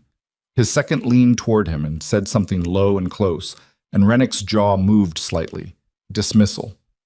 He was thinking, not listening. His eyes settled on Kaylin with an expression that shifted register, from strategic to something that was attempting something like direct appeal. The offer stands, he said, to Kaylin directly. Whatever happens in that session room, it doesn't change what you're owed. He's not owed anything by Silverfen, Lyra said from just inside the door. Rennick blinked. He had not, Seraphine noted, registered Lyra's arrival, which was a significant intelligence failure and one that would cost him. Lyra was standing with the particular stillness she had learned from watching her mother operate in difficult rooms, and her silver eyes were steady on him with the focused, unimpressed quality of someone who has heard the pitch and found it insufficient. He's not owed anything by you, Lyra said again. He's not a liability looking for protection. He's not a bloodline claim waiting for someone to formally acknowledge it. He's my brother, and we have a pact, and we don't need yours. Rennick's jaw tightened. Your mother has spent 15 years running from— Stop. Kaylin. One word. The voice that came out of him had something in it that had not been fully audible before this morning. Not the voice of a 16-year-old who was still growing into his own authority, but the particular timbre of someone who has made a decision and has enough weight behind it to make the word land. Don't finish that sentence about my mother in front of me. The Silverfen guard near the door shifted. Darian's weight shifted behind Seraphine. Not a step, just the readiness adjustment of a man who has spent 20 years knowing exactly when a room is about to move in a specific direction. It didn't move. Rennick looked at Kaylin for a long moment, and whatever he saw there reorganized his calculation one final time. He reached into his coat, produced the document, the folded, sealed copy of the fabricated communication logs, and set it on the table between them. The session bell rings in 8 minutes, he said. You should go. Seraphine picked up the document. She held it for a moment, the 15-year-old record of the lie that had split her life into the before and after she'd spent everything building on the after side of. Then she put it flat on the table and held Rennick's gaze. Attend the session, she said, and listen. She turned and walked out. Batat. The session hall at full assembly was a different animal from the morning recess version. All 23-pack delegations seated, the formal arrangement of the moderator's table, the particular expectant weight of a room full of wolves who had been watching the interpersonal weather of this summit and knew, with the instincts of people who track power for a living, that something was coming. Torvair Moore filed the formal pack standing for Kaylin and Lyra before the moderator had finished the opening statement. Clean, procedurally correct, entered into the session record with the signatures required. Done. Seraphine watched the Silverfen table while it happened. Rennick's face showed nothing useful. His second was doing the subtle movement of someone logging information and recalculating. Whatever his next play was, she hadn't identified it yet, and the session's formal structure was now running, which meant the window for unstructured interception was closing. She had 3 minutes while the moderator addressed the morning's stated agenda items. She used them to look at Kaylin, seated on her left. He hadn't looked at her since they'd left Rennick's chambers. Not avoidance, she knew his avoidance, more the specific quality of someone who is sitting with what they've done and haven't finished sitting with it. He was watching the front of the room with his arms on the table and his jaw in the set that meant he was working toward something and not there yet. She did not press him. She gave him the space of the 3 minutes. Then the agenda item closed, and Darian Blackthorne stood up. The room registered it before he spoke. That particular collective attention shift, the realignment of 23 delegations toward the Ironclaw table, The movement of bodies in chairs that happens when something unexpected enters a formal space. The moderator looked at him. Alpha Blackthorn, I have a statement to enter into the session record, Darian said. It requires priority. I'm requesting it under the Summit Charter's provision for Alliance Truth Entry. The Alliance Truth Entry provision was old, older than any of the current pacts, part of the original Summit framework, almost never invoked because invoking it required the speaking alpha to submit their statement to formal record with full accountability attached, meaning anything stated could be cross-referenced, challenged, and held as binding. It was the provision for things too important to be softened by procedural flexibility. The moderator's expression showed that he had not expected to invoke it at this summit. The provision requires the agreement of the seated alphas. 22 packs. Seraphine watched the room, the assessments running, the calculations, the specific geography of alliances and interests. Rennick did not move. Greymarch's alpha looked at his second. The smaller packs watched the larger ones. Tor raised his hand. Vairmore agrees. A beat. 2 more hands, then 4. Then the room tipped the way rooms tip when enough weight lands on one side. Not unanimous, but sufficient. Enough of the assembled alphas reading the moment and choosing to let it open. Darian looked at the room for a moment. The full room, not performing it. Just the actual 2 seconds of a man taking measure of the space he's about to do something permanent inside. Then he spoke. He was precise, and he was thorough, and he did not soften any of it. He stated the accusation against Seraphine, the original claim, the fabricated communications, the decision he had made to accept it without independent verification. He stated his own role, not Garrett's, not the council's, his, the choice to believe what confirmed what he already found convenient to believe, the exile he had ordered and publicly celebrated, the 15 years during which he had erased her name from pack records and told himself the erasure was justice. He named Karis explicitly, detailed what Garrett had brought him that morning, stated his intention to open a full investigation into Ironclaw's internal counsel upon his return. He stated that he had 2 children he had never known, that they existed because of his failure, and that their formal standing in Vairmore's pack record was correct and proper, and that Ironclaw made no claim upon them beyond whatever relationship they chose to build of their own will. The room was so quiet during all of this that Seraphine could hear the sconce flames at the wall behind her. She kept her eyes forward and her face even, and did not let herself process any of it in real time, because processing any of it in real time would have required something she was not willing to show in a session hall full of 23 pack delegations watching every face at every table. Kaylin was watching Darian. Lyra was watching Kaylin.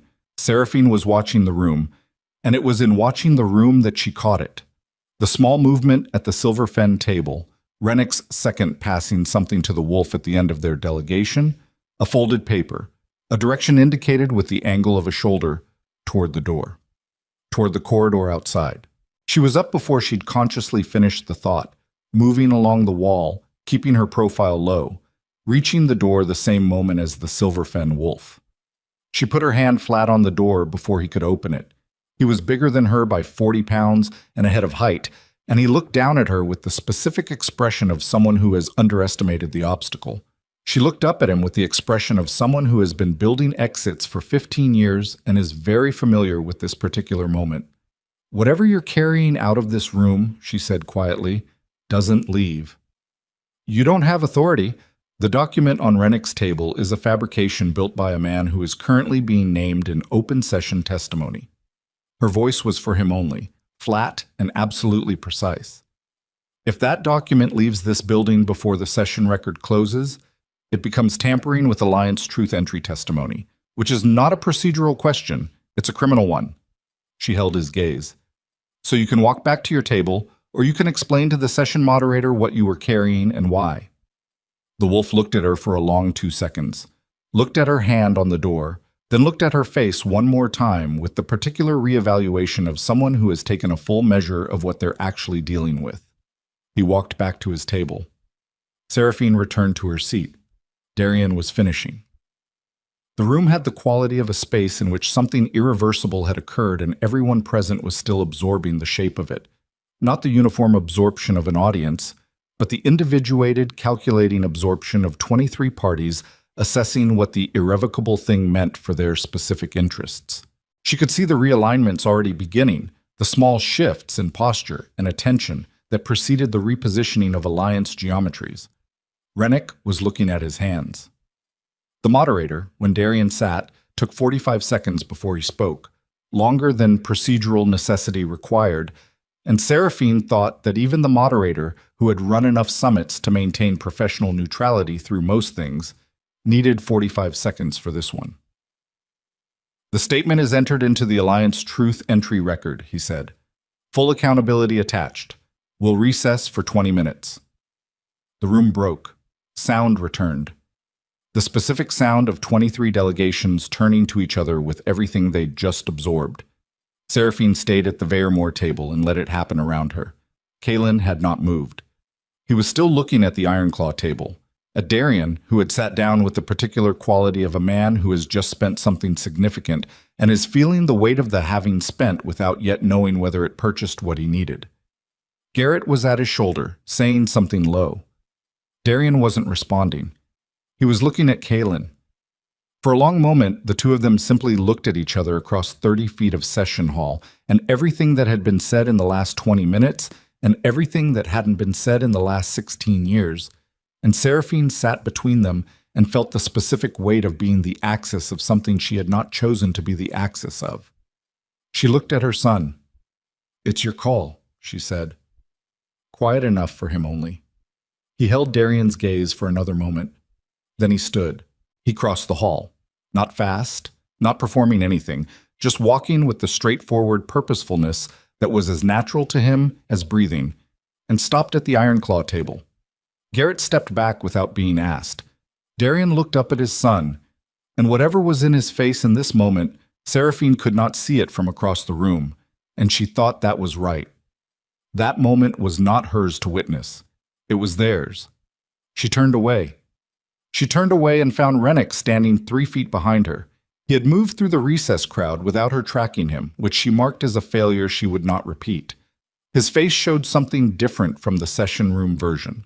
The ledger-running calculation was still present, but there was something layered over it, a quality of a man who has watched a plan encounter reality and is deciding in real time whether to cut losses or escalate. "You understand what today's record means for the regional balance," he said. "Ironclaw's credibility is damaged. The Eastern Territories are going to need to reconsider their alliance structures." "I imagine they will," she said. "Veremore has an opportunity to—" "Rennick!" She looked at him directly. "You put a document in my son's room in the middle of the night. You built a play around a fabrication that destroyed my life 15 years ago. And you sat in that session room and watched a man stand up in front of 23 alphas and take responsibility for the worst decision of his life." She paused. "If you're about to ask me to partner with you on the regional realignment, you need to understand that my assessment of your judgment and your methods is specific and does not leave room for that conversation." His jaw was tight. "You're making enemies. You were already working against my children before I knew your name. That's not a new enemy. That's an existing one I've now correctly identified." She held his gaze. "Attend the afternoon session. File what you have. Let the record speak." She stepped around him and went back to the Veremore table. Lyra was watching her with the expression that meant she had observed the exchange and filed it. "He's not going to let it go," she said. "No," Seraphine agreed. "He's not." She looked at her daughter. "Which is why the afternoon session matters as much as the morning one." She paused. "Where's your brother?" "Still at the Ironclaw table." Seraphine looked across the room. Kalen was seated now, at the Ironclaw table, in one of the empty chairs, leaning forward with his elbows on the table, and his face in the intent, questioning focus of someone running an interrogation from a position of genuine wanting to know rather than wanting to accuse. Darian was talking. She couldn't hear it. She didn't need to. The recess bell rang. Delegates began returning to their tables. Kalen stood, and for a moment he and Darian were both standing, and then Kalen said something. One sentence, she could see the brevity of it. And Darian went still in the way that people go still when they've received something they didn't know they needed. And it landed on him visibly, whatever it was, in the set of his shoulders and the angle of his jaw and the specific quality of a man who has just been given a direction instead of a verdict. Kaylin walked back to the Veyermoor table. She waited. "I told him it was a start," Kaylin said. "Not a finish. A start." She nodded once. The afternoon session opened. It lasted 4 hours, and in those 4 hours the regional alliance was renegotiated along lines that the summit's formal agenda had not anticipated, because a formal public confession with full accountability attached had reorganized the power geometry of the room in ways that could not be undone with procedural maneuvering. Rennick filed his document. It was entered into the record alongside Darian's testimony. The session moderator noted the evidentiary conflict and opened cross-examination, which lasted 90 minutes and produced, among other things, Garrett Voss's corroboration and 3 additional Iron Claw Pack witnesses who had been present at the original accusation and whose testimony aligned with Darian's account. The fabricated documents were formally flagged as contested evidence. Karras's name was in the record.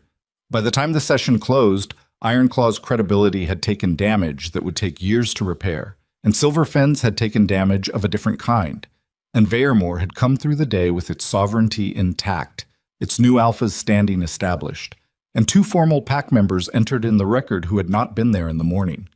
Seraphine gathered the day's documents and put them in order, and when the last delegate had left the session hall, she sat alone at the Veyermoor table in the empty room and let the day's accumulated weight move through her in the quiet. She had prepared for many versions of this summit. She had not prepared for this one. Not for the specific shape of it. Darian's confession, Kaylin's crossed hall, Lyra's stillness in Rennick's chamber, the particular sound of a man saying, "I know that now," in the morning light of a corridor, and meaning it in a way she hadn't let herself believe he could mean anything in for 15 years. She was still sitting there when footsteps entered the hall from the far door. She knew the step. She had always known the step. Darian stopped at the edge of the table, not at her chair. At the end of the table, the appropriate distance, the distance of a man who has spent the day practicing the difference between reaching and respecting. "They're extraordinary, he said. She looked up. "I know. You did that." "We did that," she said. "They did that. They made themselves." He was quiet for a moment. "I want to rebuild what I broke," he said. "Not the title, not the bond. I understand that those aren't. I understand they're not mine to rebuild by wanting them." He looked at her. "I want to start with what I can actually start with, being someone they can test, whatever that means, however long it takes." She held his gaze. "Then start," she said, "and we'll see." He nodded, turned, 4 steps toward the door. "Darian." He stopped. "Karras is still in Ironclaw," she said, "with access to whatever else he's built in 12 years. You need to move fast and you need to move right. If you get it wrong—" She paused. "Don't get it wrong." He turned enough to look at her over his shoulder. "Is that concern?" "It's operational advice." "Right." A beat. "Thank you." He walked out. She sat in the empty hall a moment longer. Then she gathered the documents, stood, and went to find her children. She found them in the garden courtyard, the one she had pulled Kaylin from the night before. They were standing side by side at the same wall he had been leaning against when this had all started, the evening air settling cold around them, the last light going. Kaylin had his arms crossed again. Lyra had her hands in her pockets. They were talking quietly, and they stopped when they heard her come through the door, but not with the stopping of people who have something to hide, with the stopping of people who are expecting her and are ready for whatever comes next. She stopped beside them at the wall. The 3 of them stood in the garden, and the dark came in, and the summit hall behind them settled into its night sounds. And somewhere in the building, Darian Blackthorne was beginning the first day of understanding what it cost to actually be what he had always claimed he was. "What happens now?" Lyra said. Seraphine looked at the valley beyond the garden wall. The darkness of it, the distance that had been her territory for 15 years, built from nothing, built from a single decision made in the rain on a north road she hadn't taken. "Now," she said, "we go home." A pause. "And then," Kaylin said, and she heard it in his voice, the 18-inch space between how he'd said that word 6 months ago and how he was saying it now, the space of 2 days that had rearranged something in the architecture of what he understood about where he came from. We decide what we're building. She looked at both of them, at everything she had built them toward, standing beside her in the dark, looking at her with silver eyes that carried their father's bloodline, and her 15 years of choosing what to do with hard ground. And she thought, yes. Yes, she said, we decide. From inside the hall, through stone and corridor, and the closed door of a room she had not entered, she heard a raised voice. Darian's. Then another voice, lower, not Garrett, someone she didn't immediately identify. And then a sound that was not a voice at all, but the specific sound of furniture moving fast, of a situation escalating in the space of 2 seconds from a conversation to something that had stopped being a conversation. She was moving before Kaylin said her name, through the garden door, through the corridor, toward the source of it. And when she turned the last corner and saw what was in the hallway, saw the 3 figures and the specific geometry of them, and the object in the hand of the man standing opposite Darian, she stopped. 1 second. Because in that 1 second she understood, with the cold, complete clarity that comes to a person who has been reading situations at close range for 15 years, that this was not Rennick's next move. This was Karis, and he was already here. Karis was not what she had expected. She had built him in 15 years of occasional revisiting as a type. The smooth council architect, the careful political animal, the man who moved pieces from behind and never stood in front of anything that could move back. The man in the corridor was none of that. He was 53 and showing it badly, his formal coat pulled wrong at the shoulder, his face carrying the specific destruction of someone who had spent the last 6 hours understanding that everything he'd constructed was already in the record, and there was no procedural remedy for what came next. He was holding a short blade, not a weapon of planning, a weapon of desperation, which was the most dangerous kind because desperation did not calculate exit routes and had no interest in outcomes beyond the immediate 3 feet in front of it. Darian was between Karis and the corridor wall. Garrett was 4 feet to the right, frozen in the specific stillness of a man who has assessed the geometry and knows that moving wrong collapses everything. The third figure was one of Ironclaw's junior guards, pressed back against the wall, young enough that his face showed raw fear without the cover of experience. Karis hadn't seen her yet. His eyes were on Darian. 12 years, Karis said, and his voice had the quality of something that had been under pressure for a long time and had finally found the crack. 12 years I held that pack together while you played at being an alpha. Every coalition, every treaty, every internal conflict that never reached your desk because I managed it before it got there. Karis, Darian's voice was level, the kind of level that costs something to maintain. Put it down. You name me an open session. In front of 23 packs. His jaw shook once. You burned everything. You burned everything, Darian said. The night you fabricated those communications. I just finally said it out loud. Seraphine moved. Not fast. Fast, startled, desperate men with blades. She moved the way she moved through difficult rooms, with the purposeful, unhurried quality that occupied space without announcing threat. And she came into Karis's peripheral vision deliberately, so he saw her arrive rather than discovering her arrived, and she stopped 8 feet from him at an angle that put her between him and the junior guard without making the positioning obvious. Karis looked at her. Something moved through his face. Recognition, and under it something uglier.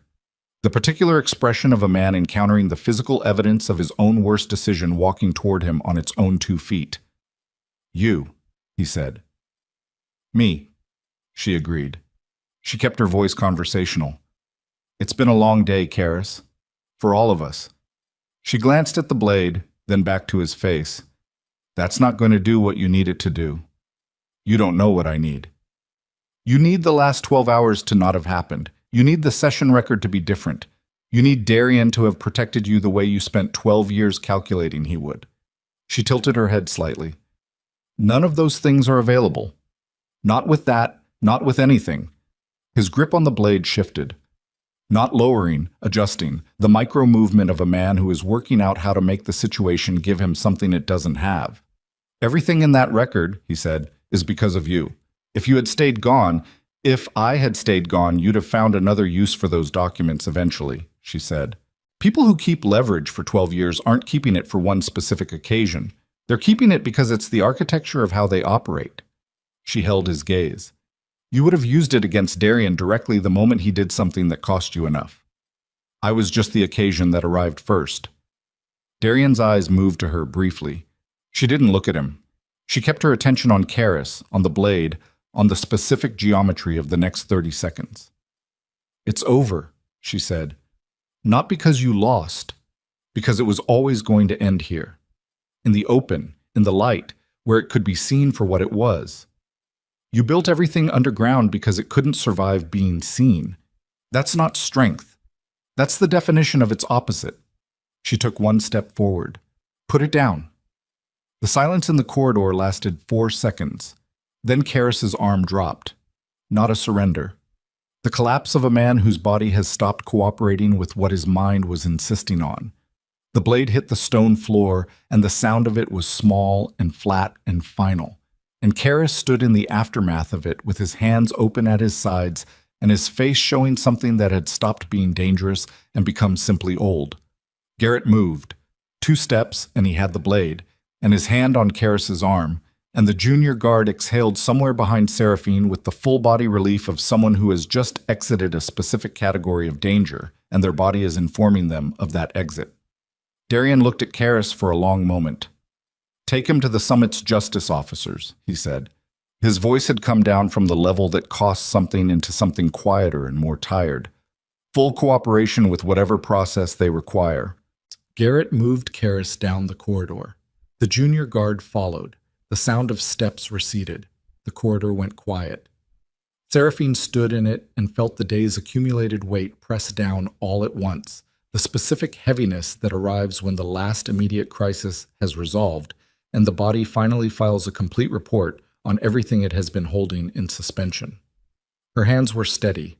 Her heartbeat was slowing. She was very tired. You didn't have to come in, Darian said. I know. I had it. She looked at him. I know you did. A pause. I came in because I was there and it was the right thing to do. Not for you. Because a desperate man with a blade in a corridor is a problem that gets solved faster with 2 people than 1. He looked at her for a moment. Then something in his face shifted. Not the summit version shift she had been cataloging for 3 days, but something older. Something that went below the Alpha's bearing and the 15 years of armor and the specific devastation of today, down to whatever was left underneath all of that when everything else had been stripped away. I'm sorry, he said. And then, before she could respond, not as a negotiation, not because I want something from it. I'm just sorry, for all of it. She held his gaze. I know, she said. Calmed. They left Greystone Hall on the 4th day. The summit concluded its remaining business in the 2 days that followed Darian's testimony. The realignments, the renegotiated agreements, the formal processing of Karis's detainment, and the opening of an official inquiry into Ironclaw's internal counsel. Rennick withdrew his contested document and filed nothing further. The Eastern Boundary question was tabled for the next summit cycle, which meant Tor had held his position without conceding the thing that mattered, which was what Seraphine had been there to help him do. She packed her room on the morning of departure with the same efficiency she had packed every room she had occupied in the last 15 years. Everything in its place, nothing left behind. The space returned to neutral, as if she had never been there, and the walls held no record of the week's particular weight. She was almost done when Lyra appeared in the doorway. Darian wants to know, Lyra said, with the careful neutrality of someone delivering a message without editorializing, whether it would be appropriate to visit Vare more, not as an alpha making a formal call, as... She paused. He said, as a father who is trying to do this right and would like guidance on what right looks like in practice. Seraphine folded the last document and placed it in the pack. What did you tell him? I told him I'd ask you. She looked at her daughter, at the particular quality of Lyra's face in this moment, the silver eyes that were her father's and the set jaw that was nobody's but her own, the careful balance of someone who has decided to remain open to a thing she hasn't finished evaluating. It was one of the bravest positions Seraphine knew, that balance. She had lived in it for 15 years. She knew exactly what it cost to maintain. Tell him, Seraphine said, that Veyermoor isn't closed to him, and that the terms of what visiting looks like will be set by you and your brother, not by me. Lyra held her gaze for a moment. That's more than I expected you to give. It's what's right, Seraphine said, which is different from what's easy. Her daughter nodded, once, and left. Seraphine picked up her pack and stood in the empty room and let the quiet of it exist for a moment before she walked out. The road back to Veyermoor ran through the foothills, and they took it in 3 days of easy riding, the three of them, Seraphine, Kaelin, Lyra, with Tor's delegation a comfortable distance ahead. The hills were October brown, and the air had the particular clarity of early cold, and on the second day, when the road topped a ridge and the valley opened below them, Seraphine pulled her horse to a stop without planning to. She looked at the valley.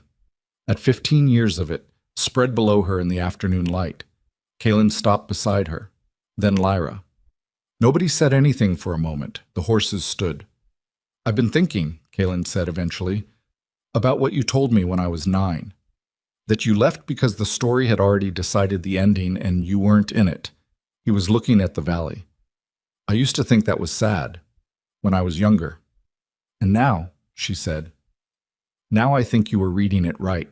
The story had decided. You wrote a different one. He paused. I think that's the hardest thing, not leaving, deciding that you get to write something different, that the story that was handed to you isn't the only one available. She looked at her son, at the bone structure that carried his father's line and the mind that had grown from everything she had given him access to. The valley, the questions, the years of sitting across the table from her while she answered hard things honestly. He was not finished growing into himself. Nobody at 16 was. But the direction of him was clear, and the direction was his own. Yes, she said. That's it, exactly. Lyra was quiet for a moment. Then, do you think he can actually do it? Change? Seraphine considered the question with the seriousness it deserved. Not the easy answer and not the difficult one. The true one, which lived somewhere between them. I think he is doing it, she said. Whether he can sustain it is something only time shows. That's why time is the requirement, not words, not apologies, not one session hall confession, however real it was. She paused. People show you who they are by what they do when it costs them. He's at the beginning of finding out what it costs. We'll see what he does. And if he manages it, Lyra said, if he actually becomes, what then? Seraphine looked at the valley, at the house she had built at the edge of the settlement, the practice she had built from nothing, the two people she had raised in the specific belief that the world was something you shaped by what you chose to bring to it. Then we'll have something we didn't have before, she said.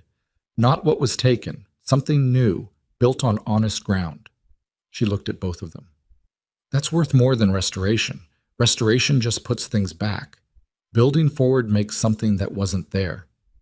Kaelin was quiet for a moment, then he said, she said that like she already knew it was going to be okay. I didn't say okay, she said. I said worth it. Those aren't the same. He almost smiled. Close enough. She looked at the valley one more time, at the distance between who she had been on a rainy north road 15 years ago. A woman with a pack over one shoulder and a hand pressed flat against a truth she hadn't yet told, and who she was now, sitting on a ridge with both children beside her in the October light. The distance was not erasure. It was not the forgetting of what the rain had felt like, or the exile, or the laugh that had carried across wet stone, or the particular quality of being unmissed by someone who should have looked for her. All of that was still in her. It had made the parts of her that had built what she'd built. She had not survived it by letting it go. She had survived it by picking it up and carrying it forward and building something worth carrying it toward. That, she thought, was the only philosophy she had ever needed. Not forgiveness as erasure, not healing as forgetting.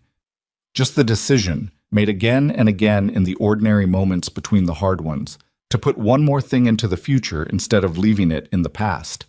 She turned her horse toward the valley. Come on, she said. Let's go home. They rode down out of the hills together, the three of them, into the light.